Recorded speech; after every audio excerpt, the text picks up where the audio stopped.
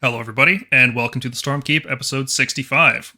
We are going to be talking about some list building for the final season of Age of Sigmar 3rd Edition, which we're colloquially calling Season 3.5. And today I'm going to be joined by...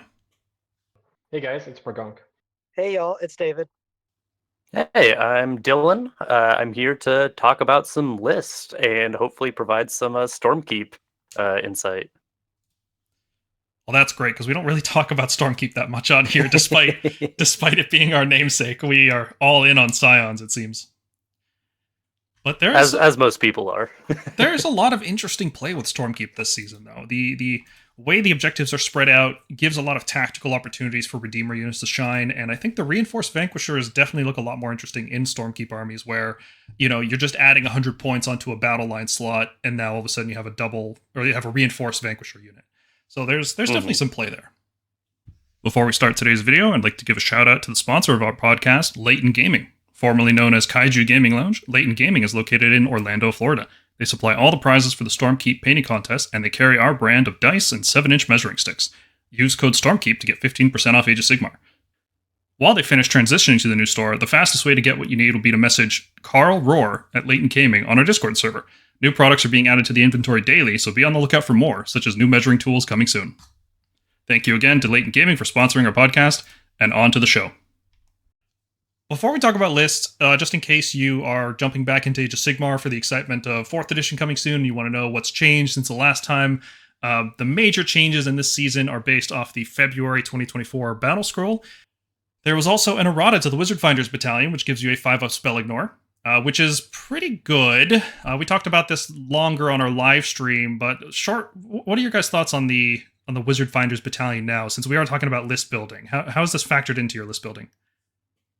I think it's a nice bonus, right? Like, I don't think it's anything that, like, real crazy changes things. But, like, if your options were to be, like, a 5-drop or, like, a 7-drop with Wizard Finders, I'm leaning more towards being a little bit higher drop, but get Wizard Finders, because 5-up ignore on Blizzard is pretty nice, and occasionally you fight against like Manfred or like an Archon or something, where you get the +1 attacks, and it feels pretty good. Or Flesh Eaters now. I've seen more and more of them using Ghoul Kings on monsters and Usharan and all these other big wizards. Yeah, definitely. The 5-up spell ignore on Blizzard is actually really nice. I've already had a couple games where my questers have ignored Blizzard, and my opponent, because they always burn all their primals on Blizzard, right? And I'm just like, okay, sure. The questers were gonna die, and it's like, oh, they just didn't. I was gonna say, yeah, just a 1/3 chance to just not die to Blizzard. Hey, this is great.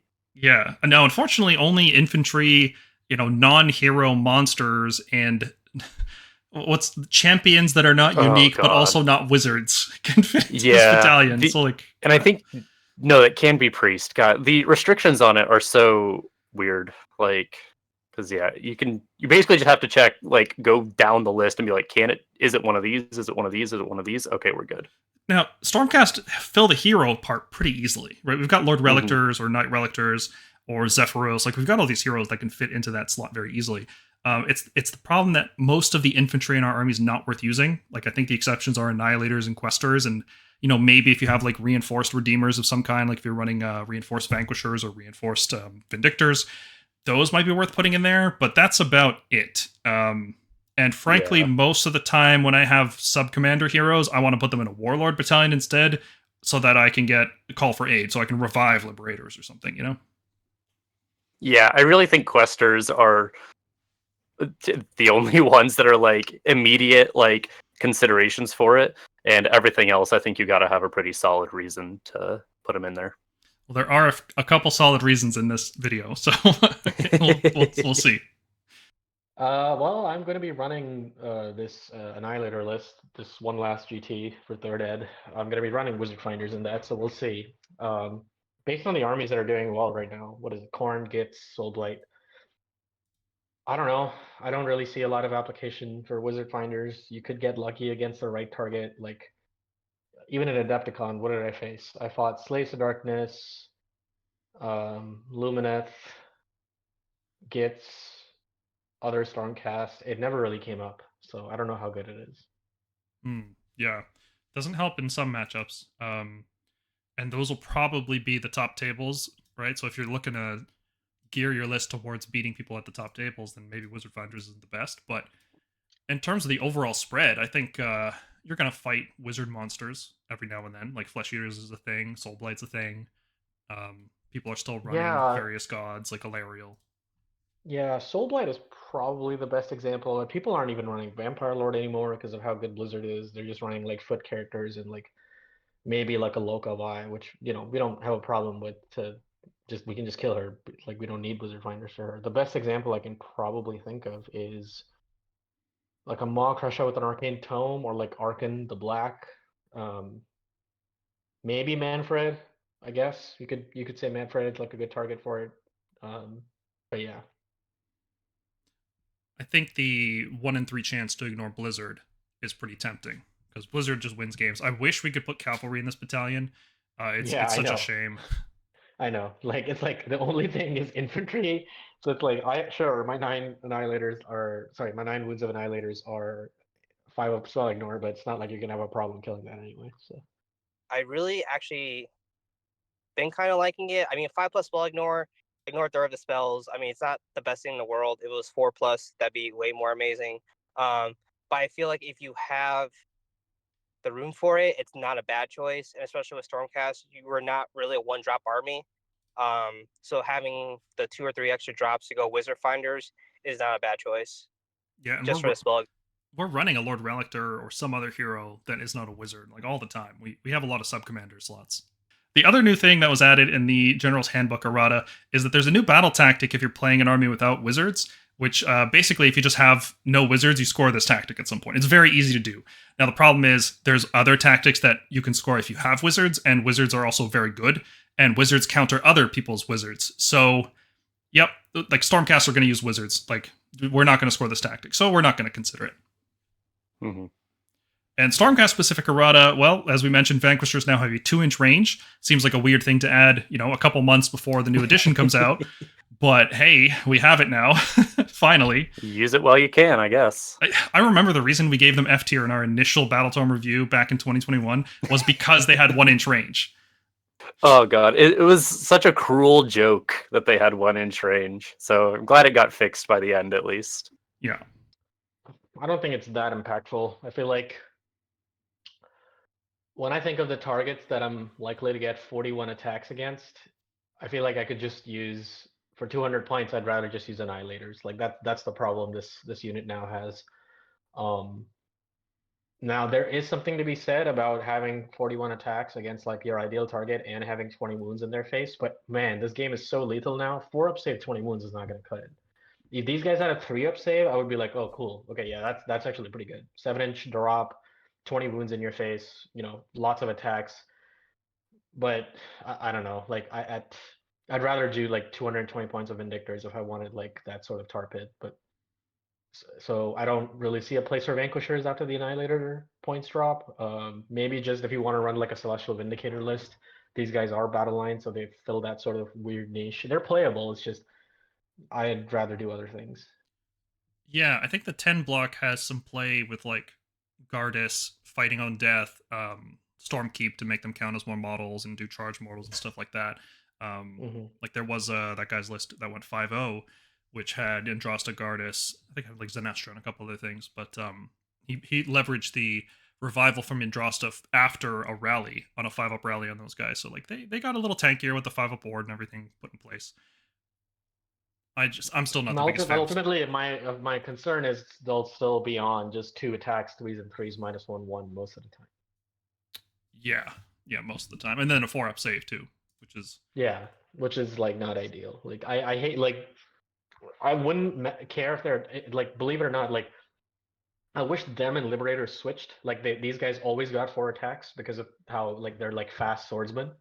3s and 4s. Make them 3s and 4s, but make Liberators 3s and 3s. That would make it worth it. Like if these guys always just had a ton of attacks or 2 damage, one of the two. I think 2 damage would be the fix. They felt really good in the Bounty Hunter season. Yeah, true. I think the 2-inch range on Vanquishers, I mean, it's a nice bonus. I don't see people running out to play 15 Vanquisher lists. I will say it does seem like a fun meme. Like if you just want to like super stack it hard with like Vandus or Gardas, and like plus weapons, Divine Light, Celestial Blades, like it looks a lot of fun. But I think our Redeemers, at least in this book, is just it's pointed in direction of you take the minimum amount of them and that's it. The most this might come up is in like a battle tactic where a Redeemer has to slay like a small foot hero. So like let's just say you have 5 Vanquishers charging like a Goblin Shaman who's on 25. Like normally, depending where that character is, you with 1 inch reach, you're probably not getting them all 5 in, but now with 2 inches, now it's a lot easier. So that's the only way I really see the benefit of it. Mm-hmm. They've also continued the errata to Ionus, Karazai, Krondcast, so that their abilities actually function now. You have to pick one enemy unit in the combat phase, and it gets -1 attack. This is pretty cool on Ionus and Krondcast because they're already more of a support role. They could help protect other units now instead of just protecting themselves. Whereas for Karazai, this seems like a strict downgrade because Karazai was all about just diving into enemy lines, tying down as many units as possible, having as much stuff hit him while the rest of your army kind of does its own thing. So yeah, it's pros and cons. Makes Karazai a bit worse, but it makes the other two a little bit better. Mm-hmm. And the last big change that's affecting Stormcast isn't really affecting Stormcast because like we kind of dodged a whole bunch of nerfs. Like we were based on our performance, we probably should have been nerfed in some ways at least, right? Like the Night Vexillor, can't believe that survived. But the other armies all got nerfed, so everybody else is falling down, and we're standing perfectly still, and we just look better relatively. Yeah, pretty much. And a few of the things that like did get buffed, like Night Haunt, we have pretty good matchups into. So yeah, we are always kind of in a position where we can pivot to whatever the meta is throwing at us. Let's explain what this chart means before we dive into these lists. You guys can see we've broken down the core facets of what we think makes a successful list this season for Stormcast, at least. And we've put this into a number of different categories. Speed, mobility, melee, range, magic, anti-magic, defense, and wounds. So some of these may seem a little obvious, right? Melee, range, magic, okay, we know what these things are. But some of them are a little bit more confusing, but it's because they're so similar that we decided to break them up. So for example, speed and mobility. Speed is how far your army can travel in a turn without teleporting, just the raw distance that you can go, right? So for example, if you have a 12-inch move, if you can run and charge, if you can reroll charges, these are all like a 3d6 charge. All of these abilities would factor into the speed characteristic. A 5-inch move unit has less speed than a 12-inch move unit. Mobility is different, where speed is how far you go, mobility is how freely you move. So that would factor into teleporting abilities that allow you to pile in from 6 inches away and lock things down in combat, abilities that allow you to fly, ignore models, abilities that allow you to retreat and charge. All of these things are what we consider to be mobility. And that's kind of the difference between speed and mobility. So if you look at an army like Stormcast, we're typically kind of on the low side for speed, although we do have some 12-inch move units. Most of our units are heroes, our basic troops, all of our shooting units. They're slow. They're 5 inches usually. But we've got great mobility because we have reserves from Sounds of the Storm. We have translocation. We have heroes that teleport. We have units that teleport. So that's the difference between those two. Melee is pretty self-explanatory, but it's a combination of how much damage you do in melee and how easy it is to do that damage, right? Like if you have a high max damage and a good accuracy, but if your unit is like just so abysmally slow and for some reason it can't make pile-in moves, like it's tough to actually do the damage. So a unit like Annihilators, for example, they do a lot of damage when they connect, but sometimes they fail their charge. So they might get ranked lower on their melee characteristic than another unit would. Range is just how much damage you do from range. We typically can just include the shooting phase on this. Hero phase damage we kind of lump into the magic category because it feels more like magic because it happens at such a different time in the game and there's so many different repercussions as a result of that. Magic is kind of like how many wizards you bring, how much damage you're going to do in the hero phase. It's kind of all lumped in together under this magic term. So for a Night Vexillor, for example, who drops a banner in the hero phase that does mortal wounds to everything, we would count that as a magic attack and not as a ranged attack because it's only once per game. It's doing mortal wounds. It's doing it to everything in an area. It's just different than range damage. Anti-magic would, well, it's pretty self-explanatory. How well do you unbind? How many unbinds do you have?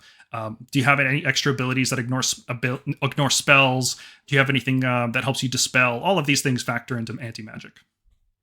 Defense and wounds are, again, they sound similar, but let's start with wounds. It's just how much damage your army can take, right? Your opponent is just dishing out tons of damage. How much of it can you take? Things like wards help increase your effective health, so we count them as wounds. So if you're playing a Hallowed Knights army with Gardas and you've got like a ton of wounds, like a ton of Redeemer units, and they've just got tons of wounds, we would give that a high wound score. Whereas something like maybe you're running a Draconith Skywing and you have 4 Storm Drakes and 3 big dragons, that will not have a lot of wounds. It doesn't have a ward. So that's pretty much what we call wounds. Defense is a little bit different. It's your ability to avoid or mitigate damage taken. And it sounds like a ward would probably fall into that category, but it doesn't, because wards just increase your effective health. They don't actually reduce the amount of damage you're taking.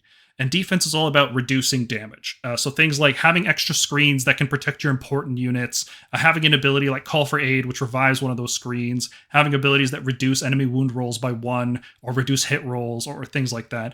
Having bonuses to save, again, reduces the amount of damage that you're going to be taking. Which sounds strange, but it's because Rend is such a big player in the game, whereas wards counter all damage, saves only counter a specific kind of damage. We count that as defense. Mm-hmm. So hopefully that's a good understanding of how this radar chart thing works. These are not scientific measurements. We didn't crunch numbers. We kind of just sat together in a call and like, oh, this feels like a average, above average. 3 is the average, 4 is above average, 2 is below average, 5 is like really above average. Like, are you sure you want to go this far? You might be giving up too much to do it. A 1 is like, maybe you should put something here, but a list being successful doesn't depend on any of these metrics. It's just a good visualization guide if you're trying to get into a list, trying to suss out what it's trying to do. And it also creates some interesting shapes. Like the starter competitive list, you'll notice is very well-rounded. It's pretty much average across the board in all these categories, except for a little bit higher in wounds and a little bit higher in melee, just because it's bringing that extra unit of Quester Soulsworn. Let's talk about our first list, the Stormcast starter competitive list. So we've had a version of this more or less in our Lords of the Storm videos for a while, and it's a list that we put together that's for the current season that tries to do a couple of things. It tries to give you, first of all, a powerful list, right? We don't want you guys running in there with a bunch of weak stuff. We also want to make sure the units we suggest for this list are things that are going to be applicable in a lot of other lists. So in this one, for example, you'll see Draconith Guard Tempesters, you'll see Vanguard Raptors with Longstrike crossbows, Evocators on Dracolines, Quester Soulsworn, the Incantor, the Relictor, the Zephyros, all the big players, all the ones you're going to see a lot of in this video.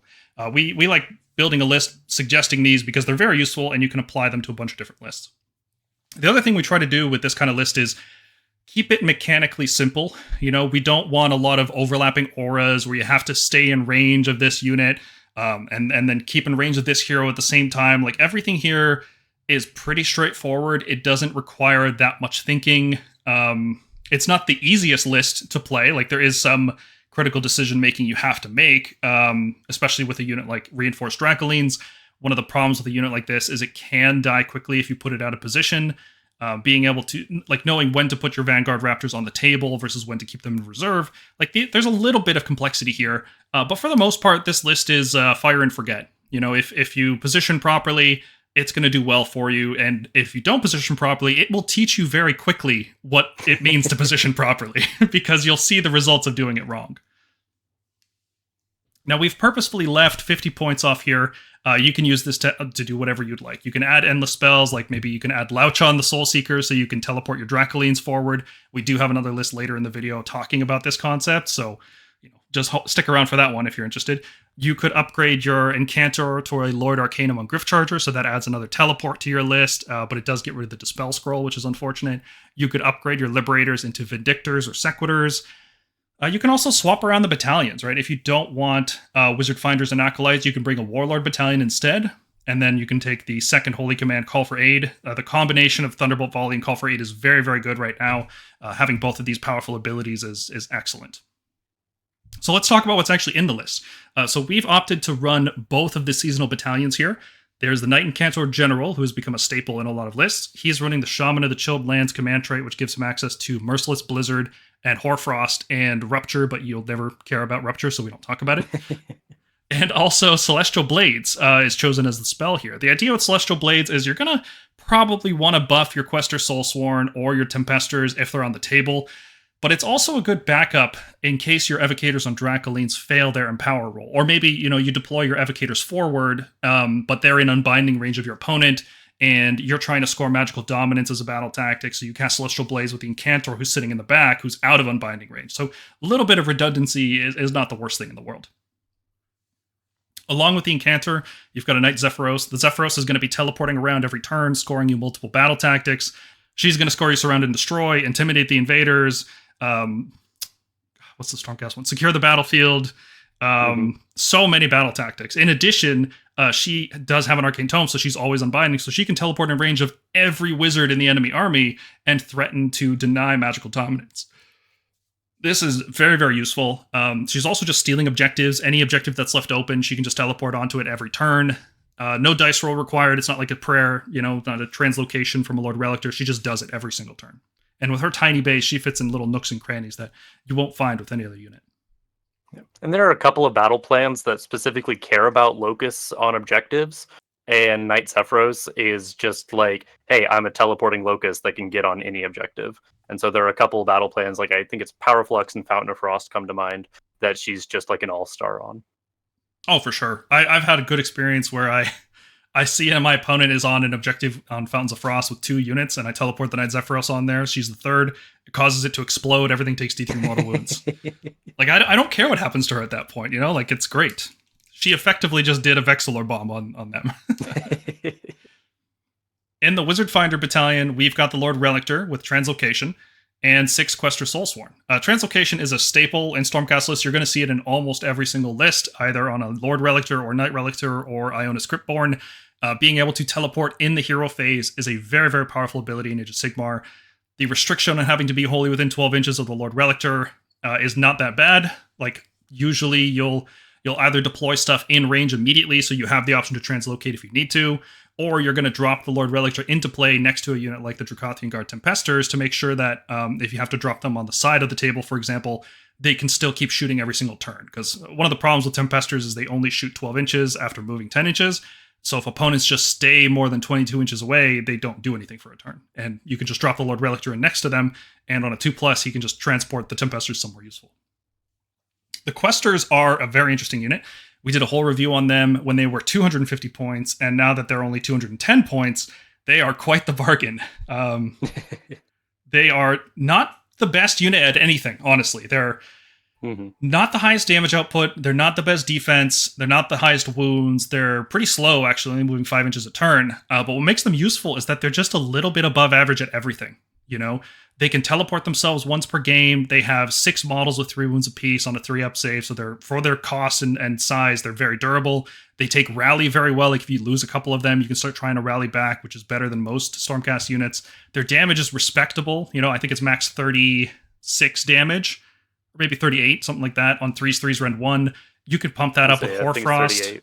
Yeah, I think it's 38. You can pump that up with Hoarfrost, Celestial Blades. With Wizard Finders, they get an extra max damage of 12, which pumps them up to 50 max damage.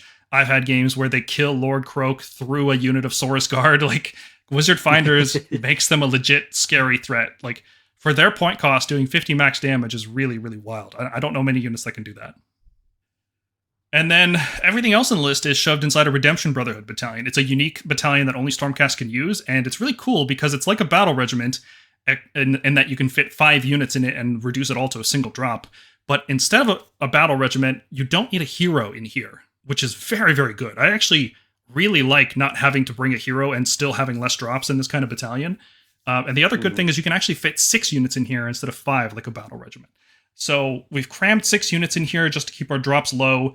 You'll notice we have 5 drops total between the Acolytes, Wizard Finders, and Redemption Brotherhood. That's obviously not going to beat any 1 or 2 or 3 drop lists, but against the greedier lists, even some of these greedy Stormcast lists in here that are 7, 8 drops, some Seraphon players are 10+, Soulblight are still running a lot of drops. Like, a lot of armies go 10+ drops these days, and you'll just slide in under all of them and have choice to seal priority.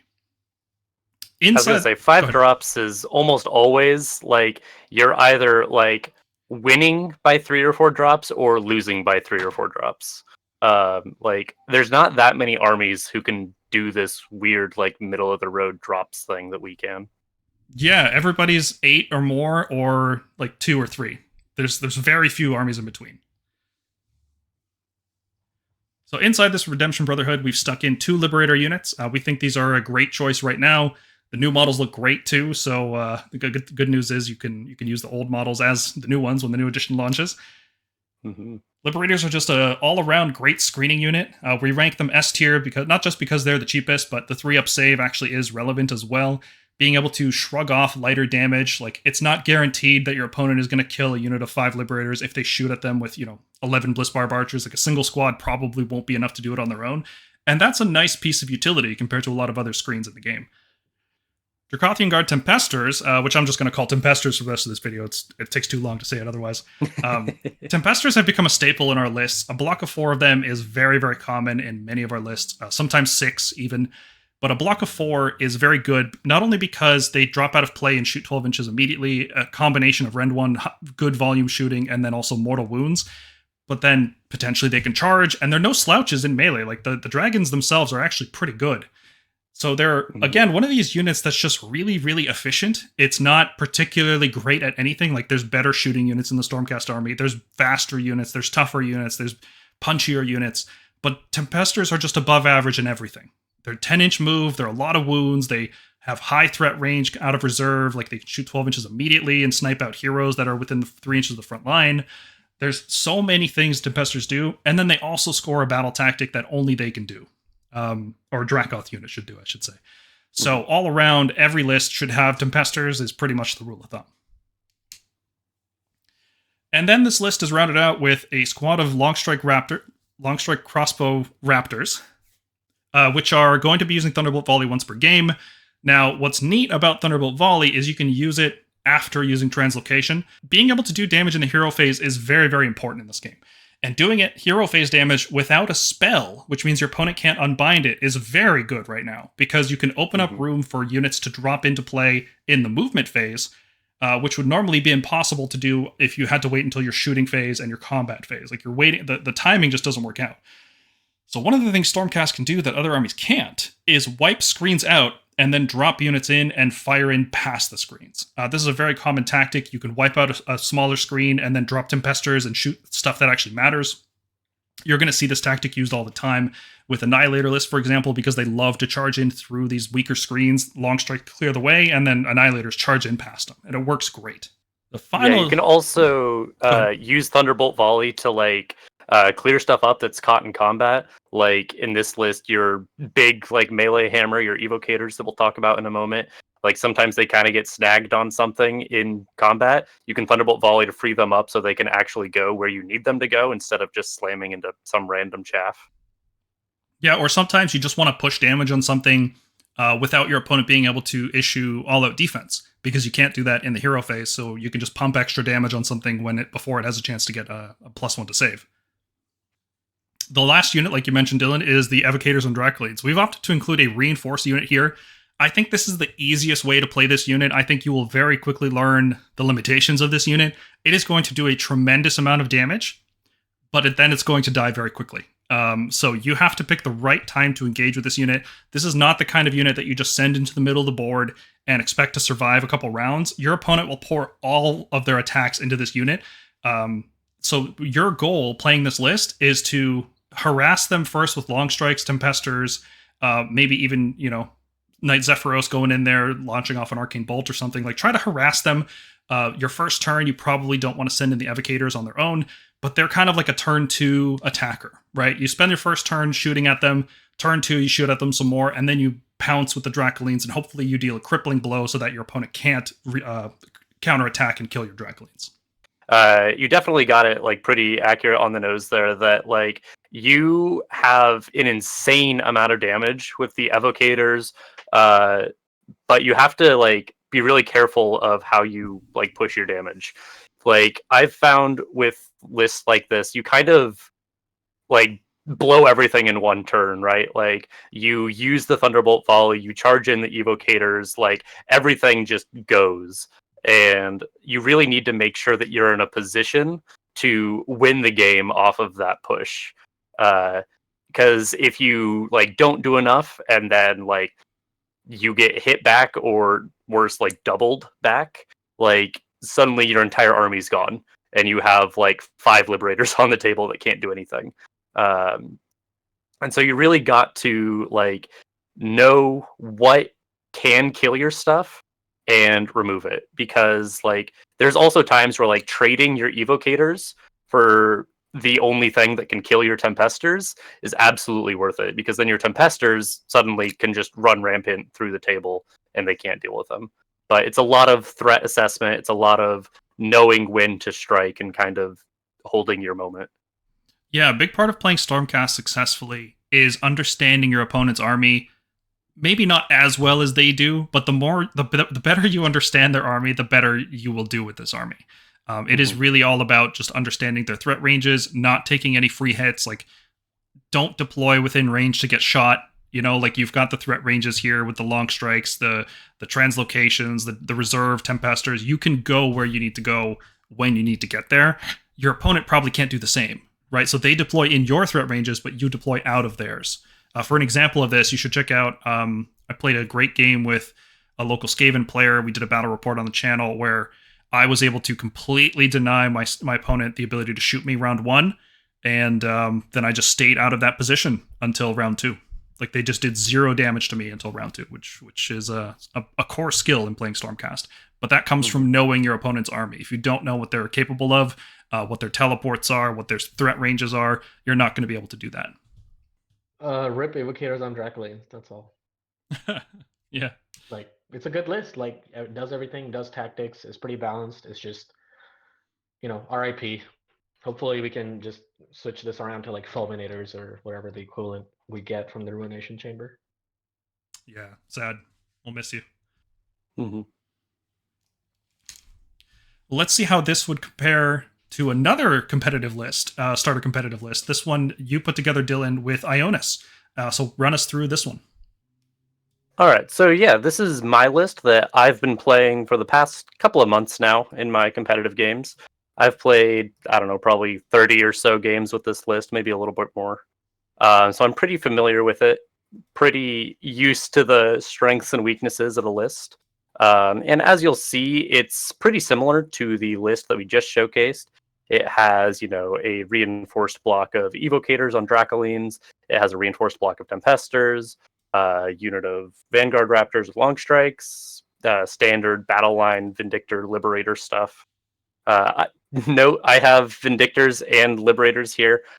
You can just as easily go double unit of Liberators. I don't think it would particularly matter too much. I just actually don't even own 2 units of Liberators because I knew they were getting reworked at some point. So I was like, yeah, I'll just play Vindictors.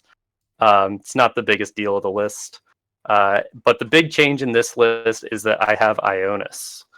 So Ionus is our biggest, newest model, and he is pretty good. He does a lot. He gives you an automatic prayer every turn. So you get an automatic translocation. So all those battle tactics that you rely on translocation for, secure the battlefield, surround and destroy, intimidate the invaders. He just says, all right, don't have to worry about rolling a 2-up or a 3-up or whatever. You just get it. And that matters a lot for me. I like consistency a lot in my list. So that's why I have 2 translocate users here as well. I have a Knight Relictor, so I always have access to translocation, even if Ionus is off doing something or if he dies or something like that. And my Lord Arcanum on Griftcharger is a guaranteed teleport every turn as well. And you'll see that I actually took Master of Magic on my Arcanum. Most people prefer towards either Spell Eater or Shaman of the Chill Lands. I like Master of Magic more most of the time because it's a more consistent way to get magical dominance turn 1. Sometimes you will fail to cast your Mystic Shield on a 5 and you just lose your battle tactic for functionally no reason. So, just mitigating the dangers of dice game, which you can see a lot in this list. So the kind of fun thing is, since I have 2 priests, I have Ionus and the Knight Relictor, I decided to go for a prayer enhancement so we can make use of our other prayers that are not translocate. Because turns out they're pretty good, and we never get to take them because translocation is so mandatory. It's so So mandatory. Ionus, yeah. Sorry. It's so mandatory. It feels like it should just be part of our allegiance now. Like we shouldn't have to spend an enhancement to get it. It's that good. That core. Yeah. Like you are like actively crippling yourself, I feel, with most lists if you're not taking translocation. Like it's so important. I really like I like the double priest a lot here. It's so fun to have multiple prayers on Ionus. I wish you knew the whole lore so that you wouldn't have to do this. But hey, Yeah. maybe in 4th edition, right? Yeah, this gives him a lot of flexibility because his War Scroll prayer is also really good. His Lightning Tempest, because it kind of gives you like 3 different options. Because Divine Light really benefits your shooting because you reroll 1s to hit all the time, including for shooting. And so you'll have turns where you Divine Light and then Thunderbolt Volley. And so you're rerolling 1s on Thunderbolt Volley too. And if you're in the right position and you like really need to play aggressive and you need to like roll the dice on Ionus's prayers and not just go for the automatic prayer, you could do something like Divine Light, Lightning Tempest for the D3 Chain Mortal Wounds into a Thunderbolt Volley, and just pump out an insane amount of damage in the shooting phase before you ever get to combat. As you do all this hero phase stuff, Ionus, the Tempesters, and the Raptors are all extremely dangerous shooting threats. If you have some things burned with Ionus's Soul Burn ability, that helps out a lot too. It's a little bit of chip damage here. But it's just like, you can absolutely flip games in your hero to shooting phase with how much damage this list can put out. And the Divine Light really helps offset bad luck. Being able to reroll 1s Yeah. is very rare in this game now. Yeah, and that kind of goes back to what I was saying earlier. I'm a pretty risk-averse player. I like consistency a lot, and Divine Light on Ionus is consistency. You could theoretically like switch Divine Light and Bless Weapons, put Divine Light on the Knight Relictor and put Bless Weapons on Ionus, because then Ionus gets a bit more of a generic damage buff. You know, his melee on Exploding Sixes is really good.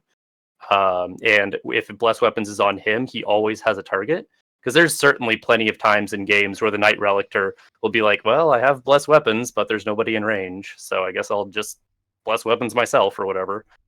But I like Divine Light on Ionus because I value the reroll 1s more than I value the Exploding 6s, especially for shooting. So tell me about your Lord Arcanum on Griftcharger, because this is the first list that we're showing off using this unit. And we ranked him A tier on our last tier list update. And I think he's worthy of it. So obviously you've chosen to include him and give him the general. Give me your thoughts on this unit. Yeah, so this is Mr. Grand Strat himself, as I always like to introduce him as to my opponents. We have a really hard time doing Grand Strats in Stormcast, unless it's this one.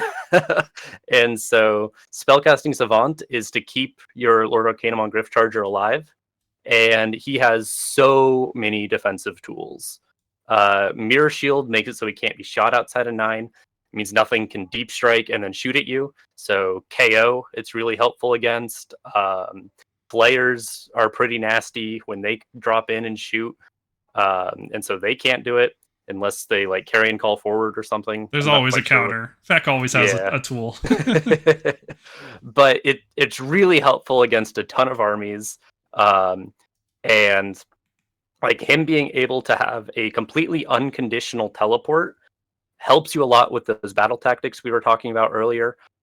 Helps you out with the Grand Strat because there's almost no army that can get to him after he bounces from corner to corner, especially since you can't shoot him.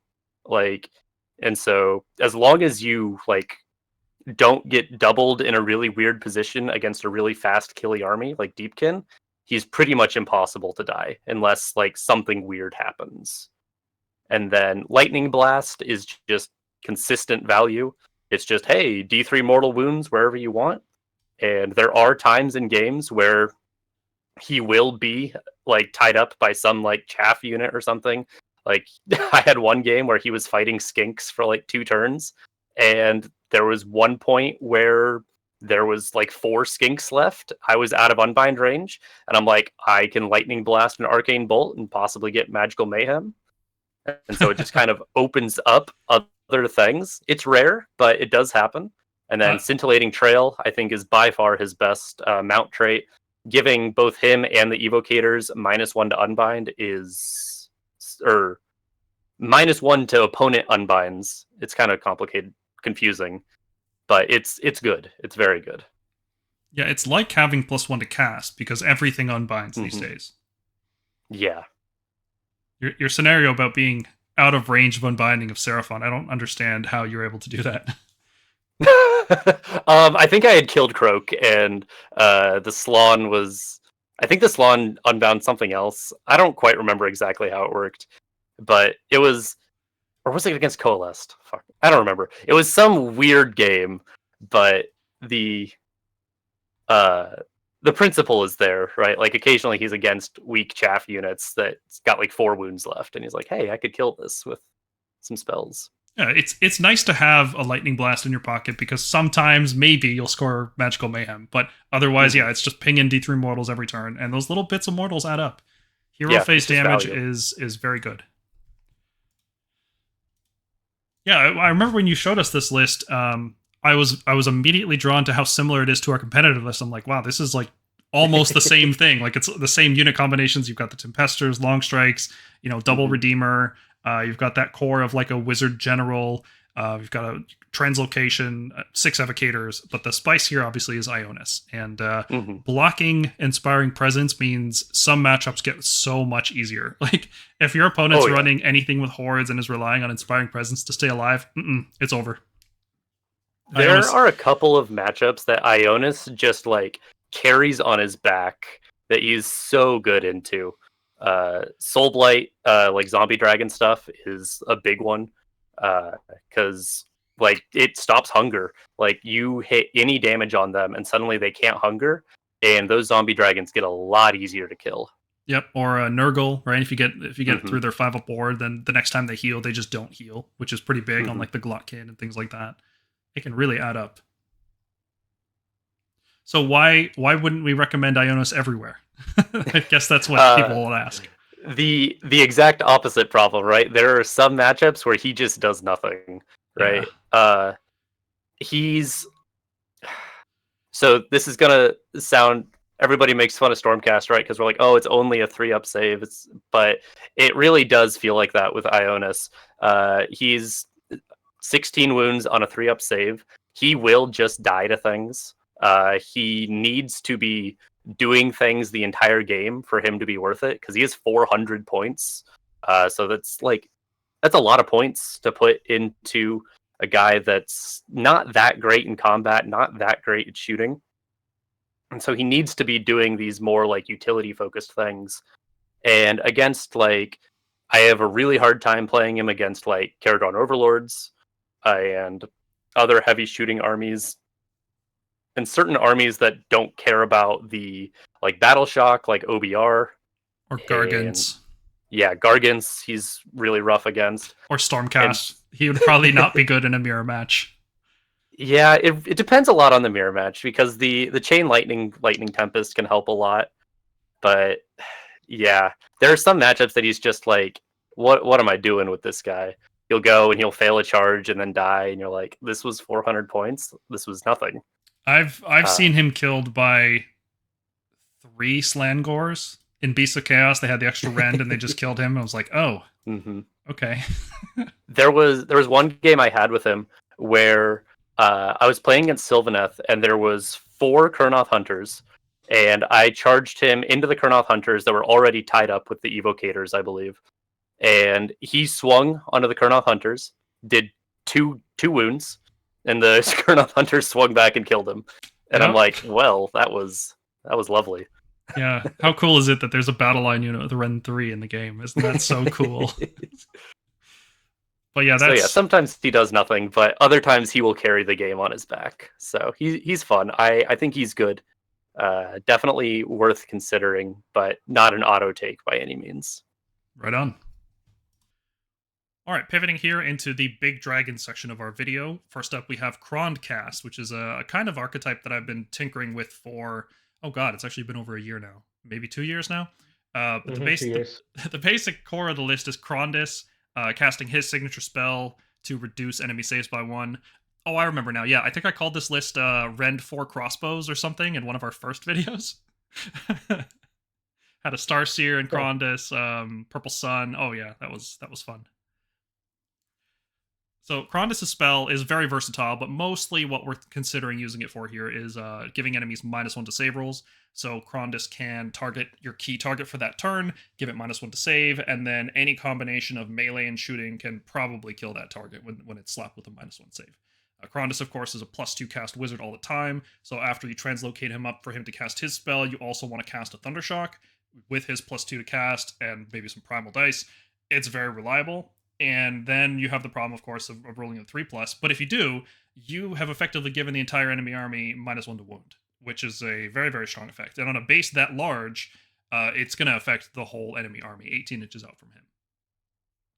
To take advantage of Krondis' unique spell, I've brought in some high-volume attackers like Tempesters, Quester Soulsworn, even the Vanguard Hunters. Surprisingly, when you pump their shooting up to Rend 2, it can swing pretty high and do some real damage. And then I've included Longstrikes, which, it doesn't seem like they'd get that much benefit from a -1 to save spell because they're already Rend 2 and they do mortal wounds. But because they can Thunderbolt Volley the turn you get that spell off, they're hitting Rend 3 in the hero phase, which your opponent can't use all at defense. And that is really spicy. Like, a lot of people are not ready for Rend 3 shooting in the hero phase and then in the shooting phase as well. The Questers and Vanguard Hunters are serving as your mobility pieces here, along with the Knight Zephyros. So this list has tons of mobility. One of the things I always find when I'm playing the big dragon stuff is that it has trouble securing the board in order to score battle tactics. It has trouble with things like Intimidate the Invaders, Secure the Battlefield, and Surround and Destroy. So maybe I've gone a little too heavy here with the Zephyros and the Vanguard Hunters, but it fit nicely into 2,000 points, so I like it. Incanter General for spellcasting Savant primarily, but also to cast Celestial Blades on Krondis, or onto the Questers, or onto the Tempesters as needed. And he's packing a Blizzard kit along with Hoarfrost here, because you can Hoarfrost Krondis' tail to pump it up to Rend 3, or just make it hit on 1s or wound on 1s or whatever you need to. When Krondis hits a big horde of like 40 to 60 models, oh, it feels amazing to have that tail buffed up. It's fantastic. Tempesters are shining star in this whole season. You're going to see them in a lot of lists that I write. I think there's one list in here that I didn't include them, but they're just a workhorse. They do a ton of work. Yeah, Draconith Destruction. Unlocks Draconith Destruction is one hell of a shooter unit. Can actually brawl in melee, unlike a lot of shooter units. So yeah, just ace unit. Yep. I also like, one of the things I like about Krondis is he's an anvil piece that you can put Mystic Shield on, because he doesn't start in reserve. He's always on the table, right? Very rarely you put him in reserve because he's so big. It's so hard to find any room for him, and you want value out of his casting. Tempesters are the other anvil piece in this list. Questers, I guess, could do it in a pinch, but Tempesters, of course, start in reserve like 9 times out of 9. So you're probably not putting Mystic Shield on them. I've used the Wizard Finder Battalion here just because I wanted to use the Quester Soulsworn, and I had a Lord Relictor, which is necessary to push Krondis up the table. I'm a little bit worried that without High Priest, this whole thing isn't very reliable. But I guess, there's going to be turns where you don't need to go that hard. It's not a situation where you have to engage round 1 with this Krondis list. You can just sit back, take a couple shots with long strikes, set up a good board position, play defensively. You can do that. So I don't think it's necessary to go that hard. And if you're going down that route, you could swap the Lord Relictor for a Knight Relictor, and that would give you the 30 points you need to swap the Quester Soulsworn out for some Evocators. You'd have to reconfigure the battalions a little bit, but that would give you a second fast unit on the table, another wizard. I think that's a very viable swap if you don't want to run the Questers here, if you just want to run Dracolines. They get a lot of benefit out of Krondis' spell as well. It's a pretty straightforward list to play. You debuff stuff with Krondis. Complexity really just comes from trying to keep Krondis alive. You need to know what can kill him. You need to be very careful around enemy blizzards in particular, because if you teleport into blizzard range and he just dies immediately, you've thrown the game. It's not worth playing at that point. So there's a little bit more complexity than the standard list that we were just discussing. Have you tried Krondcast at all in this whole edition, Bergonk? I think I tried him a couple of times. This was when I was running him with crossbows, though. I haven't tried this list in particular, but yeah, he seems fun. This was also at a time I ran him at a time when Lumineth was really popular, and so like he didn't end up doing much. But now with like, I guess against Khorne he still won't do much, but he's still pretty good against like Gits. He's good against KO. He's good against what's the other big Soul by Gravelords. Like being able to just wreck Manfred is pretty good, or being able to get into a zombie horde like 60 zombies and have like good. I have 62 damage attacks. Have fun. That's pretty fun. So he's got so much utility. Even against Khorne, -1 attack is huge. Being a 2+ save pretty much anytime you need him to be, like save stacking through their Rend 1, Rend 2 attacks and still being on a 2+ is great. He's a monster, right? Like monsters are always useful. He's got a ton of utility, but if you can't cast spells, he's definitely not worth 500 points. So if you're facing really heavy anti-magic, like every matchup's going to be Khorne, an Arcan, and all these heavy unbinding, probably not the best list to play right now. But it is fun. Big dragons are fun. So Krondcast out of the way, let's talk about Karazai. And David, you've been going insane for like a year trying to go 5-0 with Karazai. Tell us about your latest version of the list and how you've been doing with it. Yeah. So yeah, I have 2-4-1 so far with my Karazai. I keep hitting that wall trying to get 5-0. But for a long time I've been playing with 6 Praetors, and I don't want to discount 6 Praetors. If you want to play 6 Praetors instead of this version, go ahead. It still feels great. But I know Praetors are a huge point sink, and if you're comfortable enough to run 3, if you're better at positioning, if you know you can screen, or depending on your matchups, you're not really worried about losing 3 super fast. I have been liking this version. So the Lord Relictor with the Divine Light is really, really good. I know Translocation is the best prayer probably in the game, but everything in this list, because Astral Templars is so fast, it can get objectives, it can score you battle tactics. That Translocation isn't super needed like some other lists where if you don't have Translocation in it, it really does hinder your gameplay.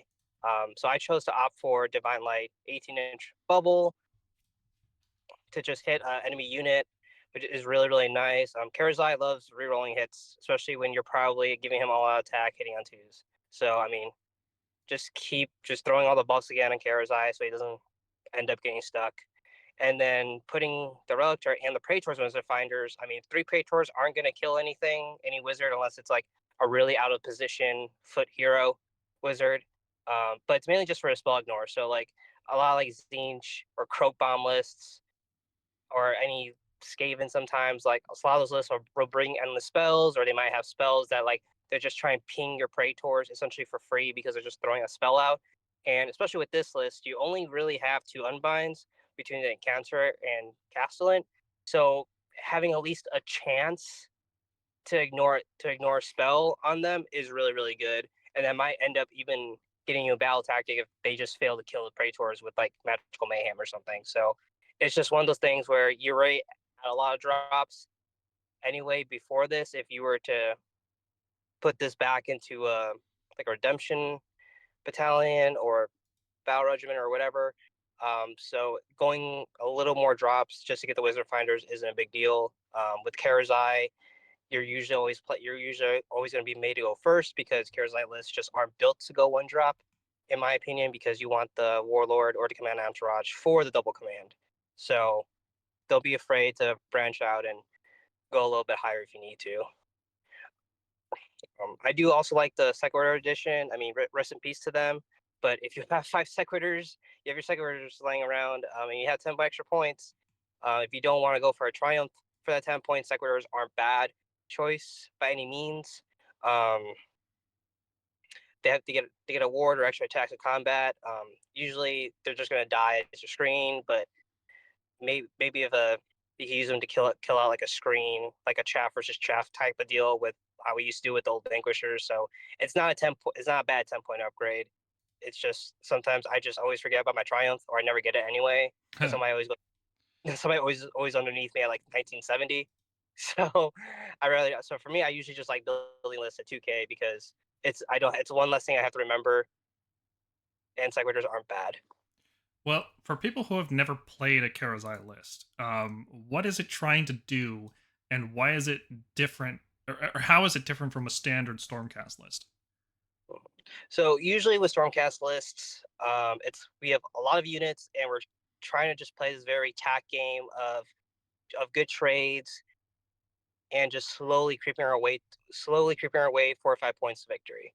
With Karazai list, it's more of shoving blocks of impenetrable things into the battlefield, like in the middle ground, and then it's mainly board control. So usually when I'm playing Karazai lists, I'll just figure out how I could take like half the objectives, and then I use essentially Karazai and the Tempesters to punish whatever comes in the area that I deem as essentially mine.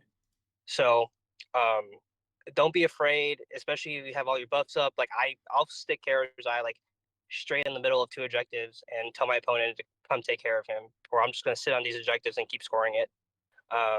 So that's usually how I play Karazai lists. Raptors are a great addition. I know we were big on evocators with Karazai. I've really come along to Raptors, and the reason for Raptors is because they're usually left alone in all my games unless my opponent also has long range shooting or something that could like ambush and get behind my Raptors or something, like something crazy. But Raptors are usually small enough and have such enough long range that this 10 or so damage they just put out every shooting phase with them, and then also maybe some extra damage in the hero phase with Thunderbolt Volley. Like clearing a screen for Karazai to get the extra path is very impactful. Or the biggest thing I've used them for is it keeps my opponent's heroes in check. So you can't just rush your small heroes with Blizzard up the board away 3 inches from any units that have 3 or more models. Like it really does keep your opponent in check, because they know what happens is the minute they get outside of 3 inches, or the minute I kill whatever unit is essentially like blocking them, the Raptors are just going to pick up that hero. So if you haven't used Raptors yet with Karazai, they're a great Swiss Army knife. Just make sure you're playing them well, and just understand your range with them, and they'll do a fantastic work. I can't give them enough praise.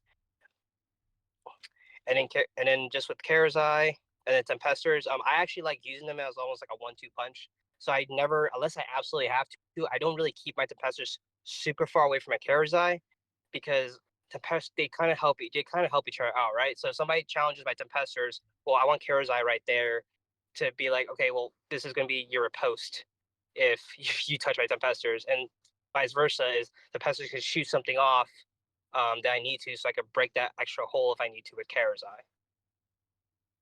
Hmm. Yeah, and then the reason this season especially I like Astral Templars, not just for the monster ignore. There hasn't been really that many monsters because Blizzard kind of just killed that for everybody.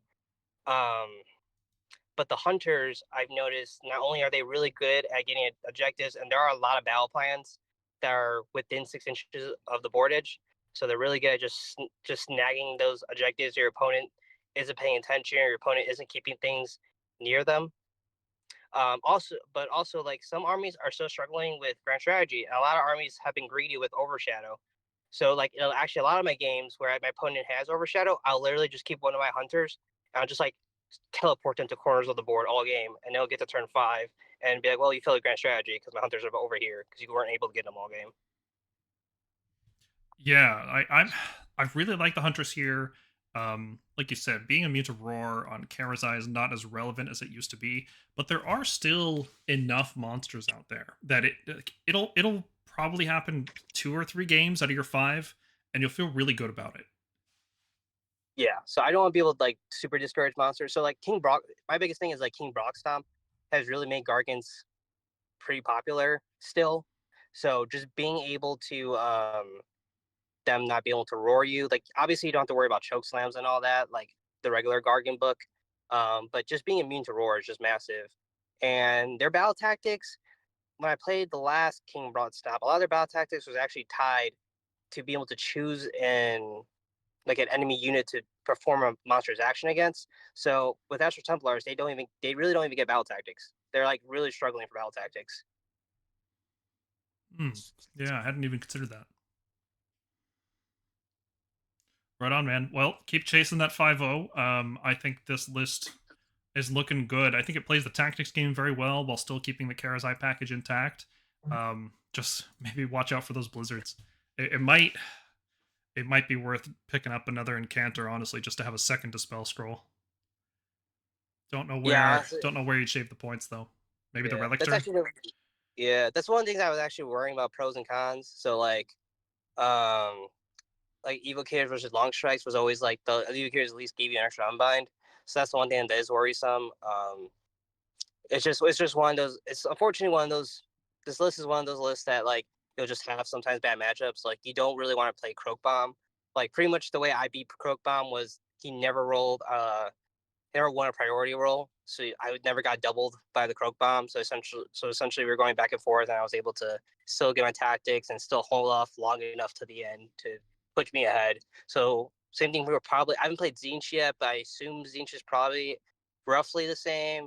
It's just a lot of this army is really, really weak to like heavy magic. So sometimes having an extra, like you had an extra Incantor, would be really good. Don't be afraid to use your heroic action to get an extra unbind. I've had to do that before. Oh yeah, it's great. It's the best heroic action right now. Yeah. So So it's just. Okay, I talked about Drakesworn. Have you tried a Drakesworn? Because I've been saying he's C tier for years. I think. I know. It's my Lord Celestin on Star Drake has not left my glass case the entire edition. I'll be honest. It's the 4-up save is such a killer, but there's so much utility. It rerolling saves and -1 wound. It feels great. It all feels great. It's great. If he was costed like a utility monster, like I don't know, a Bloodthirster of some kind, like 310, sure, absolutely. Yeah, but he's 400, right? 380 or something. Still a bit much. Oh, good lord, no. He's costed like Scarbrand. Why? Do people see what Scarbrand does? Like, ugh. Yeah, he's not a damage monster, that's for sure. Yeah, but utility monsters, like you can't have a utility monster at 380. Like especially in this army. Like it's true for other armies, but in this army, once you get past the 300, you need to be efficient at like killing something, which this isn't. So. Yeah, like imagine if this list could take 100 points more, or maybe 80 points more. Let's say. Make it a lot better. If this could take 80 points, absolutely, I would probably just make him a 3-up save. But with 80 points, I would take him like an endless spell, maybe like a Paragast instead of the Emerald Lightsworn, because I know you're trying to heal the Drakesworn Templar because of how weak he is. Well, you can take the Horrorghast here instead. There are 10 points. You can swap it out. Yeah, I mean, I'm saying it would like open up more utility. Like I could also use 80 points, upgrade those evocators on Dracolines to maybe Stormdrake Guard or something, you know. If only Stormdrakes weren't like the most overpriced thing. Good lord. Yeah, I don't even know what they're gonna do with them in the new edition, because they basically Stormdrake stopped seeing serious play after the first year. Like it's wild. Like. Yep.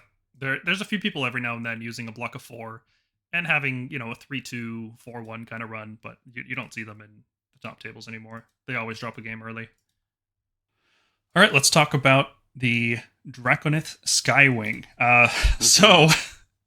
Okay, how do we preamble this? We wanted to do a whole review of the Draconith Skywing, like a Battle Tome review style video, and we had started working on it, and then it was just so lackluster and so uninteresting and so limited and just weak. Like it's just weak, it just killed the excitement for all of us. Like none of us were excited anymore about making this video. So with that out of the way, why are we talking about Draconith Skywing in our list video? Because it's fun, and not every list here has to be the strongest, most competitive list, right? Sometimes you just want an excuse to put a whole bunch of dragons and try out a different set of rules. And the challenge then is, well, what's the most like optimized that we can get this? You know, like what's the best version of that concept can we do? Is this the best version, Dylan? Is this the best we can do? This is what I like. I don't know. The Knight Draconis always feels a little too expensive for what he is, but the points are real awkward in Skywing. Oh, like, yeah. You do not have that many like possible lists. Like the permutations are low. I think I ended up with like 120 left over one time. I was like, what is Yeah. happening? There's literally nothing I can bring except one endless spell. And actually, no, in this list, I couldn't because I didn't have Krondcast. So I couldn't actually bring endless spells. It was so bizarre. For people who aren't familiar, the Draconith Skywing is an army of renown, which is like a special sub-faction that you can play with Stormcast. It really restricts what you can bring. In this case, you can only bring the new dragons, Krondcast, Karazai, Stormdrake Guard, Knight Draconis, and Ionus. And they get all their own special rules. One of their special rules is mounted heroes. Their mounts get an extra attack, which is great. Being able to get extra attacks on Ionus and the Draconis is really good. You get to bring Krondcast as battle line, which is weird. He's still a behemoth, still a leader, but he's just also battle line, it's all kinds of weird. It gives you special command traits. It gives you a unique heroic action to stop enemies from getting inspiring presence. It gives you unique monstrous actions. I think there's two or three monstrous actions. There's two for sure. If there is a third one, it's not nearly as good as the other two. One of them is like they both have to roll a 3-up, and then one of them -1 to wound for an enemy, and then the other one is it reduces pile-ins to 1 inch. Is that right? Mm-hmm. Yep. Yeah, and both of these are really, really good. Like if we could just have those in Stormcast, that would make Stormdrake Guard way stronger. It would be awesome. Oh, they're so good. Fantastic. But so how would you play a Stormcast army that can't take Gardas, it can't take a Lord Castellan, it can't take Liberators or Scions of the Storm, or a 6-up Warden, Hammers even, or Tempesters? What does that army look like? Yeah, it doesn't look great, but it's fun. And some of them, like the prayers and spells, are really cool. Do you want to go over what you've picked here? Because there's not much to talk about in the list. It's Draconis General, Krondcast, 2x2 Stormdrakes, and Ionus. Like, it's a 7-model list. Yeah, the list does what it says on the tin, right? But yeah, so this is the list. It's a bunch of fast, tanky dragons that have not very many wounds. And so you have a lot of tricks in this list to try and keep yourself from taking a lot of damage. The 1 inch pile-in and the -1 to wound monstrous actions are amazing. Like, legitimately, like, probably the best monstrous actions in the game. But they are on a 3-up, which is really brutal if you don't get that 3-up.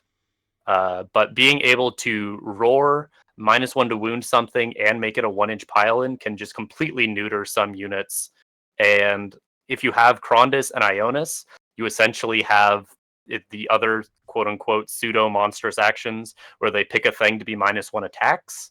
And it does stack with Ionus and Krondcast, which is pretty neat. So you have a lot of ways of like limiting units, but I don't know, it's not quite enough to get you over the bar most of the time, because like this list only has 81 wounds. That is insanely low. Yeah, and everything's on a 3-up save, but it has no reserves. It can only move 12 inches. Like, it doesn't have bonuses to charge. So like the threat range is 24, and that's it. Like, yeah. Like, you can definitely catch people off guard if they're not ready for the strength of the tricks. Because I do think like, if you were to like copy paste this list into like default Stormcast, like, I do think the Skywing bonuses are meaningful.